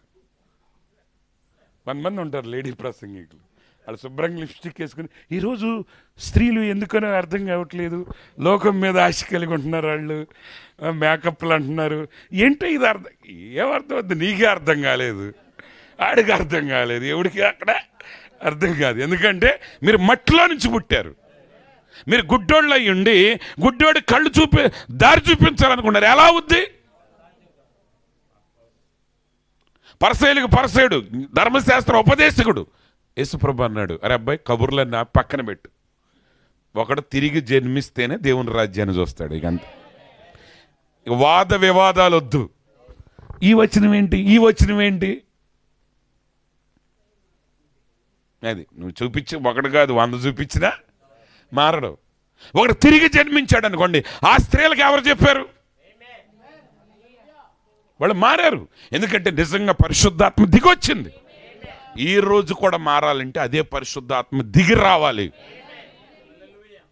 నా గొంతు చించుకునేదట్టు నేను అరిసినా మారరు. అలా ఆమె అమ్మ లిప్స్టిక్స్ కూడా తప్పు, అది యెజబెల్ ఆత్మ అంటే. నిజంగా అసలు లేనోళ్ళు మాట్లాడరు, ఇట్టకి బిగదీసి కూర్చుంటారు. వేసుకున్న వాళ్ళు మాత్రం ఆమె నెలలు ఏమంటారు అంటారు వాళ్ళు. అది ఇంకేంటో కూడా అర్థం కాదు, అట్ట మాట్లాడదంటే నాకు ఏం చెప్పాలో కూడా. ఏంట్రా అంటే అంతే, అది మట్టి నుండి పుట్టినవాడు మట్టే అని నువ్వు ఎంత సరి చేసినా మారడు. మారేవాడు పరలోక సంబంధి, తిరిగి జన్మించాలి, నిత్యత్వం మీద దృష్టి కలిగి ఉండాలి. ఈరోజు నీ జీవితం అంతా ఒకటి గుర్తుపెట్టుకోండి. ఈరోజు దీవెనమ్మ గారు నిజంగా పేరుకు తగిన స్త్రీ. నువ్వు చేసే ప్రతి పని నిజంగా దేవుని కొరకు బతకటం అంటే సంఘంలో చేసే పనులు కాదండి. నీ బాధ్యత, దేవుడు నీకు అప్పచెప్పిన స్థలంలో నీ బాధ్యతను కంప్లీట్గా నెరవేర్చు. ఆ బాధ్యతల మధ్య నిజమయంగా దేవుడు నీకు ఒక అసైన్మెంట్ ఇచ్చాడు. మనందరికి ఒక అసైన్మెంట్ మీద ఈ భూమి మీదకి వచ్చాం. అది మన హృదయంలోనే ఉంది. నీ హృదయాన్ని లోకం ఆక్రమించిందా? జాగ్రత్త. ఎందుకంటే మనల్ని నిలబెట్టేది యేసుక్రీస్తు. అందుకే బైబిల్ చెప్తుంది, ఎవడైనను క్రీస్తు యేసునందున్న ఎడల వాడు నూతన సృష్టి. అంటే ఎలా నూతనం అవుతావు నువ్వు? యేసుక్రీస్తుని అంగీకరించుట ద్వారా, యేసుక్రీస్తులో ఉండుట ద్వారా. ఆదాము ద్వారా పాపులం ఎలామయ్యామో యేసుక్రీస్తు ద్వారా మనం నీతిమంతులమయ్యాం. ఆదాము ద్వారా పాపానికి మరణానికి ఎలా లోనయ్యామో యేసుక్రీస్తులో మనం నిత్య జీవాన్ని కలిగి ఉన్నాం. యేసుక్రీస్తులో మనం పరలోకానికి మార్గాన్ని కలిగి ఉన్నాం. కాబట్టి ప్రియమైన సహోదరి సహోదరులారా, మీ జీవితాన్ని ప్రభువుకు సమర్పించండి. మీరు అనొచ్చు, అయ్యగారు మేము అందరం రక్షించబడ్డ వాళ్ళమే. రక్షించబడటం అంటే అది కాదు. నిజంగా నీ జీవితాన్ని సంపూర్తిగా ఆయనకు అప్పచెప్పి ఆయన మీద ఆనుకుని ముందుకు సాగటం అయి ఉన్నది. ఈరోజు అన్ని పాపాల కంటే గొప్ప పాపం ఏంటో తెలుసా? మొట్టమొదటి పాపం కూడా ఏంటో తెలుసా? అది పాపం ఏంటంటే కేవలం సర్పంతో చేసిన పాపం మాత్రమే కాదు. మొదటి ఆ పాపం ఏంటంటే అన్ని పాపాల కంటే మూల పాపం అది. అంటే ఆమె ఆ పాపం చేయటానికి ఇంకొక పాపం ఉంది. ఆమె నేరుగా వెళ్ళిపోయి ఆమె సర్పంతో వ్యభిచరించలేదు. దానికంటే వెనక ఇంకొక పాపం ఉంది. ఆ పాపం ఏంటంటే the sin underneath all our sins is the lie of the serpent. మన అన్ని పాపాల వెనక దాగిన అసలైన పాపం ఒకటి ఉంది. ఆ పాపం ఏంటంటే సర్పం చెప్పిన అబద్ధం. ఏంటంటే ఆ అబద్ధం that we cannot trust the love and grace of Christ and that we must take matters in to our own hands. అంటే దేవుని ప్రేమ, కృప, కనికరాల మీద మనం నమ్మకం ఉంచితే కుదరదు. పరిస్థితుల్ని మన చేతుల్లోకి తీసుకోవాలి. మనం వింటాం కదా, ప్రార్థన చేస్తే సరిపోద్దా? ప్రార్థనే దెబ్బలాటే. అది అర్థమైందా? అంటే మనం దేవుణ్ణి నమ్మలేం. ఇప్పుడు ఒక అనారోగ్యం వచ్చేసింది, వెంటనే నమ్మలేం. లార్డ్ రియల్గా ప్రేమిస్తున్నావు నువ్వు అంటావు. అంటే మన మనసులో ఎలా ఉంటాయంటే చాలా సాక్ష్యాలు చెప్తూ ఉంటారు. కొన్ని సాక్ష్యాలు సరైనవి కూడా కాదు. అయ్యా నేను రావాలనుకున్నానండి, బస్సు నేను అట్లా దగ్గరికి వస్తూ ఉండగానే వెళ్ళిపోయింది. ప్రభువా ఏంటనుకున్నాను, ఆ తర్వాత ఆ బస్సుకి యాక్సిడెంట్ అయిందంటండి. అంటే యాక్సిడెంట్ కాకపోతే అంటే వాళ్ళకి యాక్సిడెంట్ అయితే కానీ అప్పుడు నీకు తృప్తి కలిగిందనమాట. అమ్మయ్యా, అర్థమవుతుందా మీకు? అండర్లైన్ ఎత్తుగా అసలు ఏముందా మైండ్లో? వాళ్ళకి యాక్సిడెంట్ అవ్వలేదు, వాళ్ళు బాగానే వచ్చారు. ఇప్పుడు పాస్టర్ గారు తిడతారు, ఎందుకు లేట్ అయ్యామంటే ఏమి ఇంట్లో లేటుగా వచ్చింది. అదంతా అది మరుగు చేయాలంటే ఏం చేయాలి?